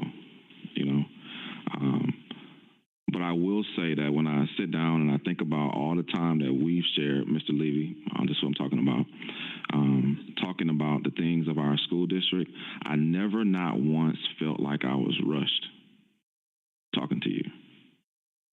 You listened. You were attentive to my conversation. You actually are one of the first people that I can honestly say in the school district of Beloit that I've had hours, we calculated probably days long conversation with if we calculate our time together. Yep. And I know I think it goes without stating that a board president has to map a school district with the superintendent. He has to map a school district with the community. He has to map the school district with staff. He has to map the school district with so many parents and so many families. And that work of a board president is not easy. It's not. And I would like to personally say thank you for taking this hard work that we call service and making it seem as if this is the love of your life, minus Mrs. Levy. I'm serious about that. Seriously, minus Mrs. I mean, I'm serious because that's how I felt. Like you never paused on any of the time that I called you at night, called you in the morning, 5:30, 6. I mean, we've had some long, dire conversations around the things of the school district of Beloit. And I want to personally say thank you for taking that time and, again, never making me feel like I had to rush to get something done. And that's hard. I'm telling you, that's hard. Because I came into Beloit with some high hopes, and I still have those hopes. But you allowed me to kind of process my thoughts, process how I needed to move, give me some guidance along the way. I'm serious. But I never felt like, again, you rushed me. And that's an important space for me. You've already listed many things that you worked on, the strategic plan. You oversaw the outgoing and the hiring processes of not one superintendent, not two superintendents, not three superintendents, but actually 4. I mean, because Mrs. Moore takes service as an intern, also I count that. Okay? So that's 4 people in 3 years, 2 years of your service that you help usher in. And of course, hiring process is a detailed process for a board president. And so I want to say thank you for at least bringing me here and allowing me to serve with the board. You help navigate, positive collective commitments from this board as well. And I think that's a very important space to kind of pause with, because when you're doing board work and when you're having conversations about what you want it to be, that's something that I can say that was ushered in under your leadership. So no matter what no one thinks about this board or have any thoughts about this board, this was the board that actually said, let's try to get this conversation as a collective board commitments correct. That came up under your leadership. You helped balance our budget. You were part of that conversation. And I know I came here with, high hopes again, trying to get everything, taken care of. And you helped me see how we can actually make that happen, along with my team, which I want to say, of course, thank you for working with Sean as well. Man, you're a true Purple Knight. I know a lot of people talk about it, but where I'm from, you got to be about it too, right? And Sean Levy is a true Purple Knight. So I got a little something I want to give you. So I got a cup of candy here for us. Thinking Beyond Now, School District Beloit, I want to present you with this nice candy jar. Now, that's my joking part right there. Y'all supposed to laugh, but clearly it was a dad joke, and it just went right over my dun, dun, dun, that kind of felt. He's a school district parent. That's important. His students, or his children go to our school district. I think that's important to know. Sean came in as a unicorn. I'd like to say that as well. He came in as a vice president. Most times people come in as a board member, okay, as a sitting member. Sean came in as a vice president. And his next 2 years, he served as the president. That I ain't gonna say that rarely happens. I'm gonna say that never happens. But for me, that was my first time hearing that. Okay. And so again, I think your skill set that you brought to the board was very important. And I don't want to rush this part because I feel like I need to say this about you and for the whole community here. You have helped negotiate very tough conversations. We had an unfortunate death in this community last year. Okay. And I don't think people realize the magnitude of work that comes with, especially from a superintendent's perspective.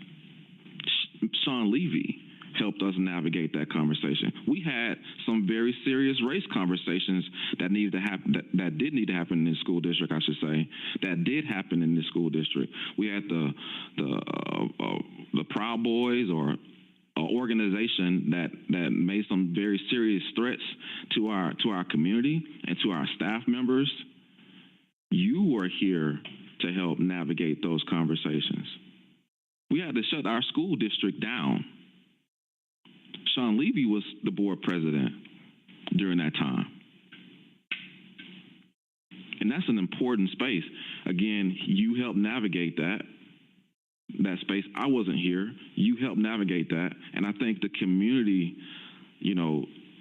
should recognize your sacrifices and the things that you have done for this school district. Now, I know we have not passed 2 referendums, but I can tell you, since I walked in this door, I've been trying my hardest, but I feel as if I always had a partner to bounce some of my hard conversations off at nighttime when we leaving this space, because it's like I said, every time we come into the boardroom, it may not go the way we want it to go.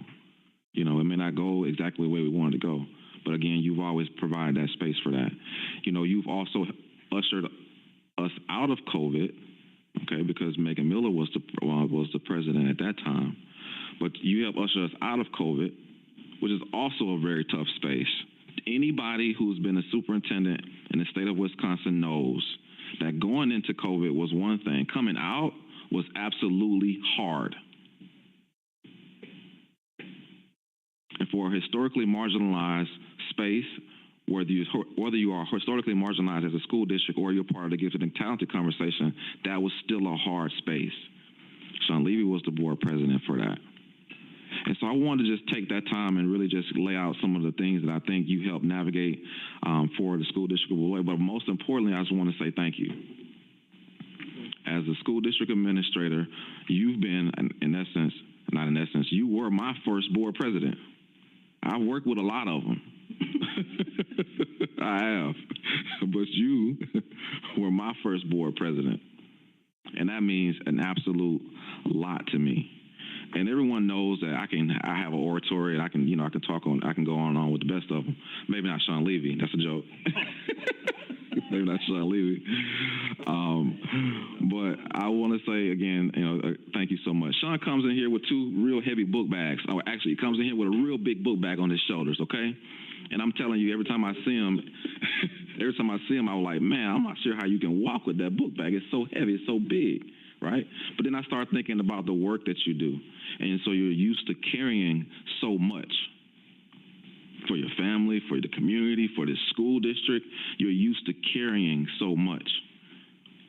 And that to me shows who Sean Levy really is. He carries it. He carries it. He carries it with pride in the positive way. He carries it as if this is what he's supposed to be doing. Those things you can't just make up. Now I hope as you transition from off the board, you find a rollaway to make that a little bit lighter for you. We don't need one now. But again, I want to say thank you. We do have a plaque that we have for Mr. Levy. This is a little more special. I'm opening up your gift. Hopefully everything's spelled right. Sean A. Levy, President. We're good. It's just a gift showing showing us your presidency here. And I just want to say again, thank you. We also have some other goodies. Everyone loves our tumblers that everyone talks about. But we also have some other things that we wanted to share with you. And again, I wanted to take this very quick 4 minutes to share those things about Mr. Levy. Thank you, Dr. Garrison. Again, I couldn't have done it, over these 2 years without somebody who really wanted to listen, and I appreciate that. You've made me a better superintendent. I can tell you that. Okay, I can say that to you personally. You've made me a better superintendent. Okay, seriously, you made me a better superintendent. Hopefully, you feel the same way about being a board president. I made you a better one as well. Oh, yeah. Yeah, so. I didn't even talk about this. I meant to say this. Yeah, so I just want to say thank you. Thank you, Dr. Garrison. Really, just to say, to Mrs. Moratek also and to Dr. Garrison, I think one of the things that I have said this before, that as a board president, as a board member, when you don't have to worry about what is happening in your schools, because there's 5,200 kids, about 800 employees, that's about 6,000 people, 6,000 human beings doing what human beings do and sometimes what they should not do. And Mrs. Moratek, as she served us, and Dr. Garrison, made it easy to worry about all the things that we could see as board members, because we knew that they were taking care of all the other things that come up in the day-to-day work. And for us as board members, there's the things that, even when we look at our email, there's the things that pop up. And one of the things to think about in this work and for our community are all the things that are not happening, all the fires that are not burning, because there are people that are taking care of that work for us and serving. So I do want to say thank you for that, because that is a major relief to anybody who sits on this seat, to know that things are being done well. And I do appreciate that things were done well. That concludes my my 4-minute report, 5-minute report at this point.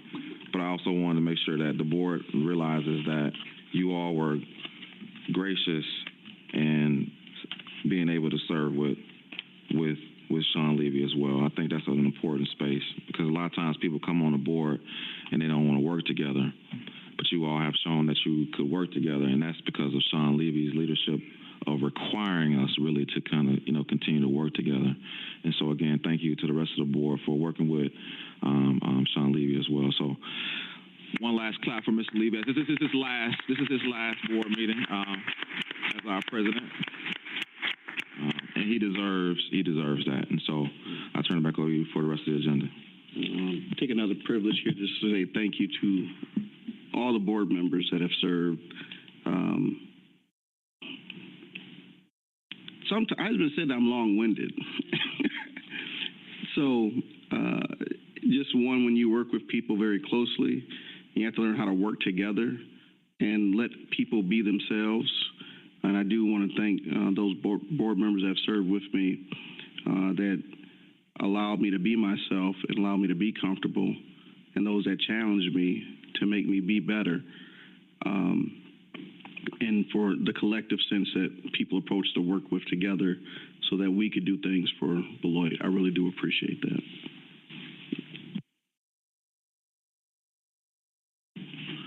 Mark. 4A, committee reports. What does it say, Megan? What's the next one? Business operations and finance. Business operations and finance. So we have not met since our last meeting, so we'll meet again on Tuesday, May 7th at 5:30. Please join us. Teaching, Learning, Equity, and Pupil Services Committee. It is 9:12, so I'm going to waive my report, but it was a fantastic meeting, and you guys should all watch on YouTube. Thanks. Okay. The Governance Committee, there will not be a Governance Committee meeting. There will be a reorganization meeting that will be coming up. Legislative Update and Policy Committee. I'm going to waive my report until next time. Thanks. No official report, but just a reminder that the Policy Committee will meet next on Wednesday, May 1st at 5:30. Thank you. 5B, Advanced Learning Updates.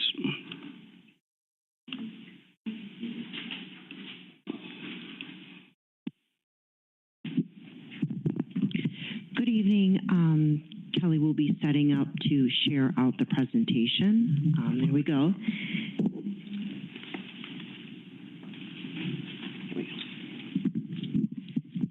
Thank you, Kelly. So this evening, we wanted to share with the board an update that we have with advanced learning. And when I think about the strategic plan, and there's a couple slides in there that align this presentation to the strategic plan, because I had the honor of being there when we put that together, and we're in this frame of mind about, Board President Levy, we thought about what do we really want for our schools and what do we want for our kids. And this advanced learning presentation, I think, in a way captures the spirit of some of those conversations. And I have Director Kelly Gorud here, Dr. Gorud, and Christy Champion, who's one of our 3 advanced learning specialists in the district. Specifically, when we think about advanced learning, we want to think about equity, and this presentation will surface some of those conversations, how we are addressing disproportionality of representation, how we are challenging systems and structures that we have in place that can either perpetuate inequity or create a more equitable system in place. And of course, academic achievement and how that aligns to the whole child and opening access to enrichment and advanced learning opportunities. And also thinking about student engagement and how we're engaging our students in meaningful ways. And so Kelly and Christy are going to lean into this, but this is a bigger context also, so keep that in mind that the School District of Beloit is not working in isolation with this work. This is a statewide conversation, and it has been for quite some time. And so you'll see some of the work that we have done with our partnerships and some grant opportunity that we had in reflecting on where we were 3 years ago and where we are now. now, and some of the changes that we're seeing, specifically in addressing disproportionality in students that had access to what used to be called gifted and talented, moving to state language advanced learning, and now who's participating in that as we continue to improve systems and structures and make them more equitable for kids.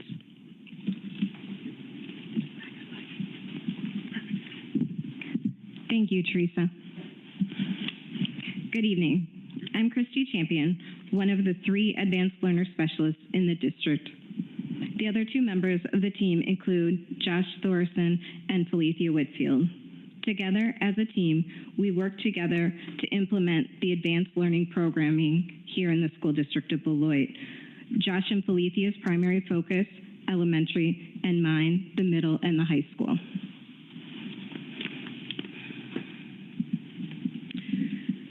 So as Teresa already mentioned, we really did lean in on the strategic plan. And so what we're going to share with you tonight is just an update from a grant that we talked about several years ago when we were offered the opportunity to join.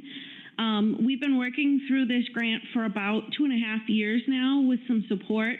And we'd like to share some of the kind of early outcomes that we have had by doing this grant work.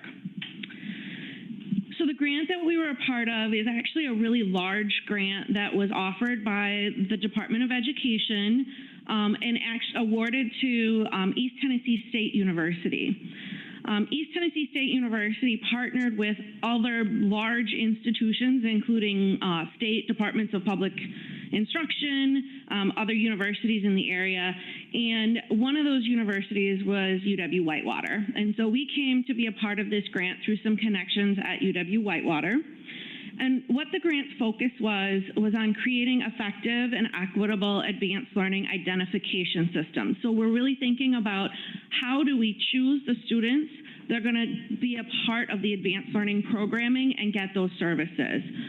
And one of the very large goals of this grant was to try to do some work to mitigate the historic underrepresentation of students of color and low-income students.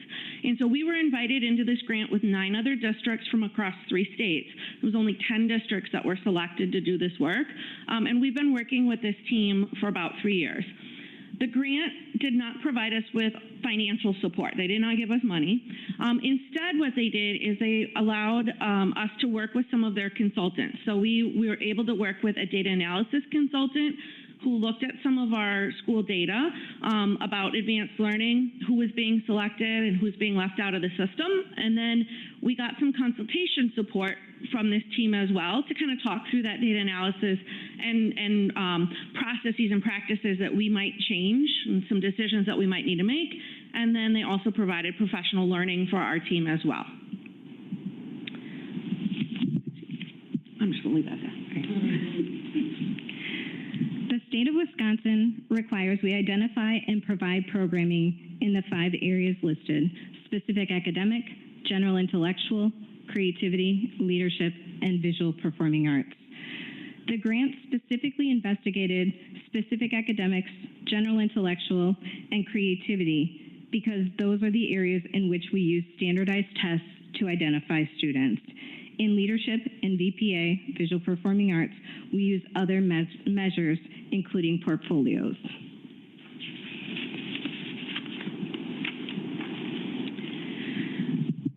So what the grant team asked us to do was to evaluate our advanced learning system through what they call a CASA model. And this is a research framework for really thinking about all aspects of your advanced learning program.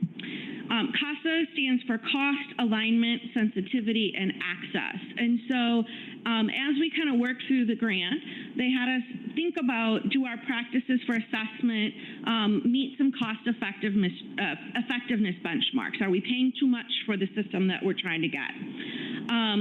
Alignment really kind of asked us to think about, do the assessments that we provide actually align with the identifications we're trying to make? It's surprising how often in school districts we use assessment scores that don't actually align to the services we're getting ready to provide to students. sensitivity deals with, do we have the right mix of students? Does the mix of students in our advanced learner program represent what our district is as a whole? Or are we over-selecting certain populations of students? And then access deals with, are we really like providing the right levels of service, and have we accidentally or unintentionally thrown up barriers for students being able to get access into the system? So through our initial analysis, we did find that we were using an assessment. It was a secondary assessment, so it wasn't our primary one, but it cost about $14,000 a year, and it was not actually selecting additional students for us. So we were able to go ahead and eliminate that. Our alignment was actually really good, so we had high alignment, and they did not recommend any changes to our programming there. But our sensitivity measures, though we had diverse students in our advanced learner program, our sensitivity was not high. We were not mirroring our district. And so this was an area that they really pushed us to think about some of our practices that we could change.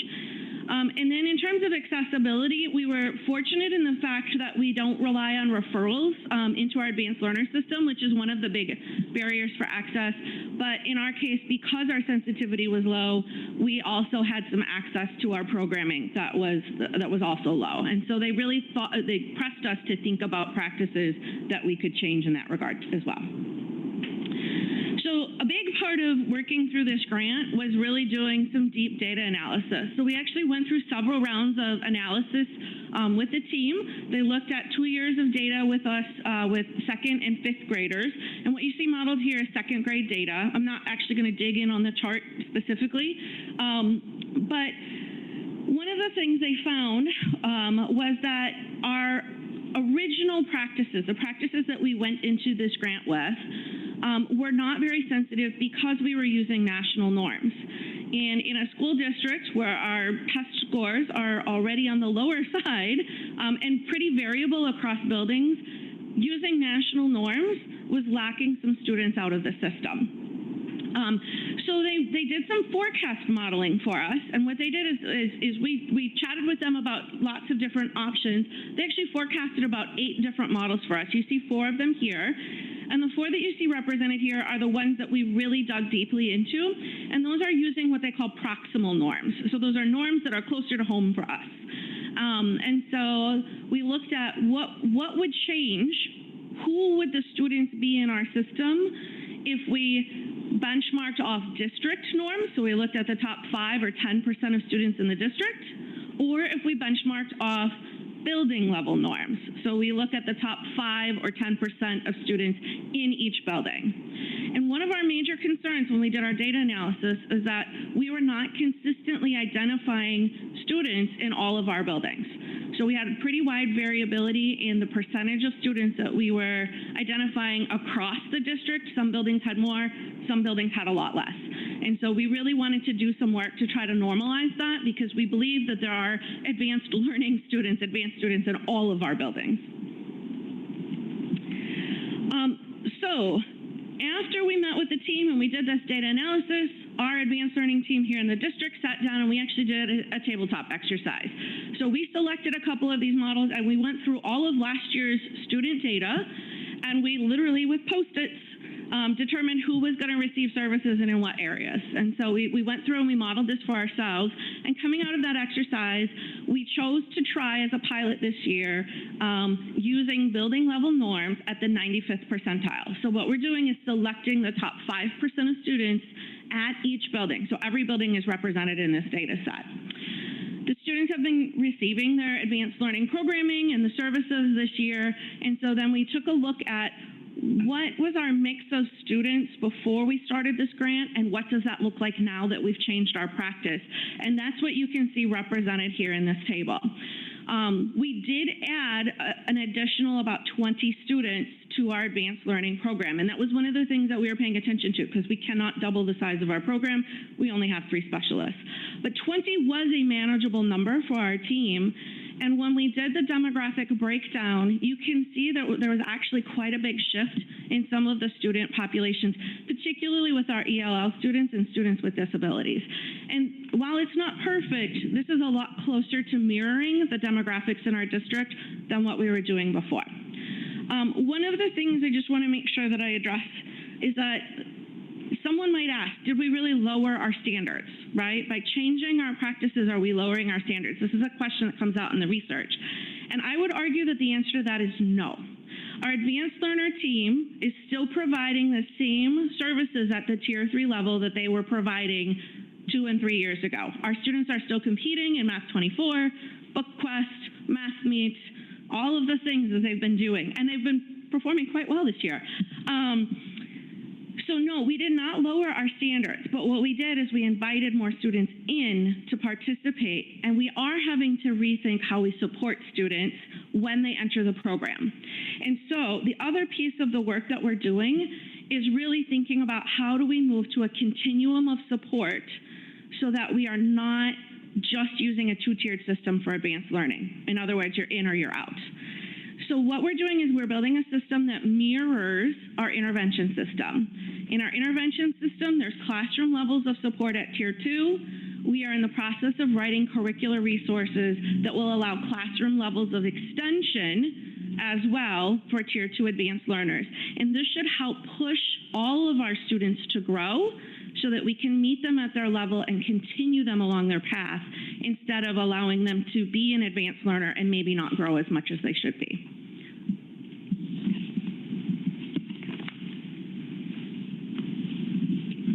As you can see, through the work of the grant, we have been addressing possible inequities in our system, trying to support our advanced students with our growth and achievement, and creating a system where students from all schools can be engaged and belong.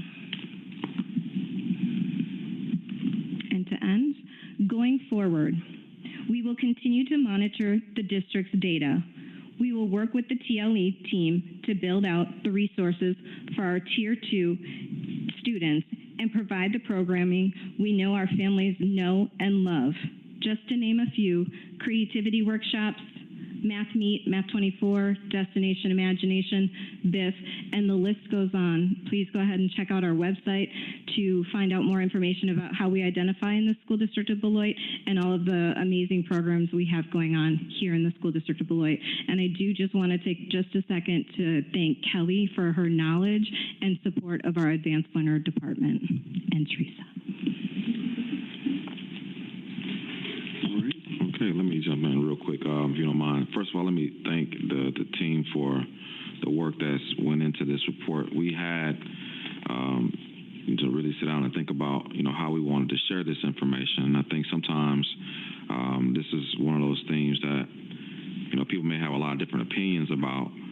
But when it comes down to, the Gifted and Talented program in general, we know that there's a lot of conversations where, kids have been left out of this conversation. I think we can all agree, maybe, in the community that there is a need to improve our gifted and talented opportunities in our school district. And I say that because we know that there's most school districts look at one or two areas, academics, and sometimes I like to say music, sometimes.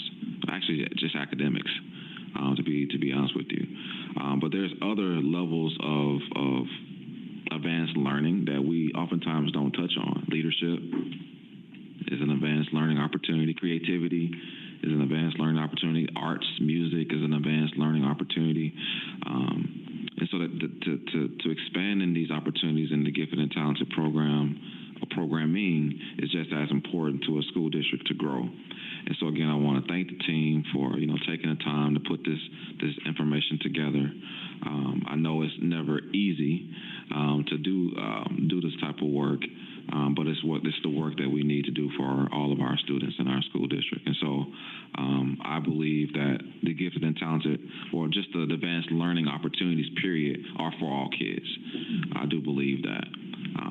How we get them to that space is the work of a school district, and it will take time. to make sure that we have opportunities for all of our students to feel that they are a part of our advanced learning opportunities. And so I guess I wanted to share that, and again, thank the team for putting this information together. Again, can't do it without you all, so again, thank you. And the teachers, of course. And the students. Any questions from board members? I don't have a question, but just thank you for putting the presentation together and showing us what a beautiful marriage rigor and inclusion can be. Thank you for challenging our students and rethinking how you support them. I think that was just said so lovely. And as a parent and as a board member, thank you for the opportunities you've provided for our students to shine on a local level and a statewide level.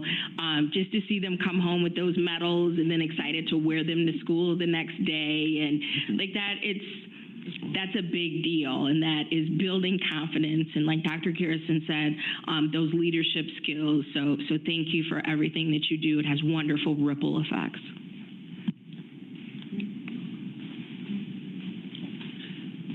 Anybody else comment or question? Can you go back to the slide that shows the difference from 21 the demographic. to 20? Right, the demographic slide. As long as my computer behaves, I sure can. All right. Now I just wanted to highlight that space because, like it says, implementing new practices and thinking about the work in our strategic plan where we're talking about equity and using that disproportionality in data. You do have to look at the demographics of our district and understand who we are serving. And so when we see 2021 and the difference in the number of students that are being served in 23, 24, that's because of the practices. And so when we're trying to, we have to win with all the children that we have here in Beloit. Mm-hmm. And to do that, as you've shown, there's a change of practice that has garnered a better result for all of our children. So I do want to highlight and thank you for that work as you not only work that in this advanced learner space, but also for all the students in the other spaces that as you're using these data practices and you've got structures and systems, that work goes across all. Thank you.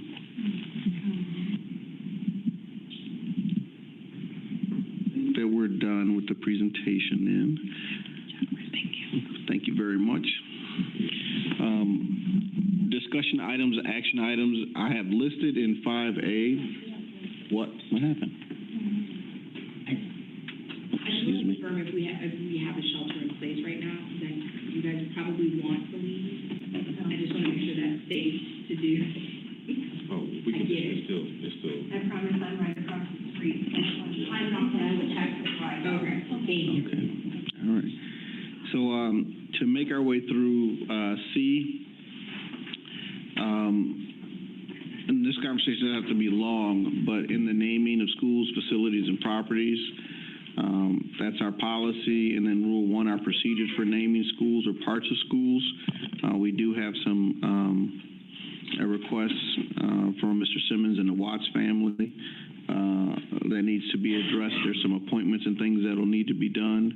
And we also have ceremonies to conduct for some that happen. And I will work with Dr. Garrison to line those things up so that work is in order. We're on to 6, our consent agenda. Typically, there's no separate discussion of items unless a board member so requests, in which event the items will be removed from the general order of business and considered in their normal sequence on the agenda. Does anyone have a need to remove anything from the agenda? Okay. Is there any action that we'd like to take on our consent agenda? I move approval of our consent agenda. Second. It's been moved by Board Member Amy Levy, seconded by Board Member Megan Miller. Is there any discussion? Hearing none. All those in favor signify by saying aye. Aye. Aye. Aye. Aye, and the motion passes unanimously. And we're down to future meeting dates. Swearing in and board organizational meeting Monday, April 22nd at 6 p.m. Policy Committee meeting Wednesday, May 1st at 5:30 p.m. Business Operations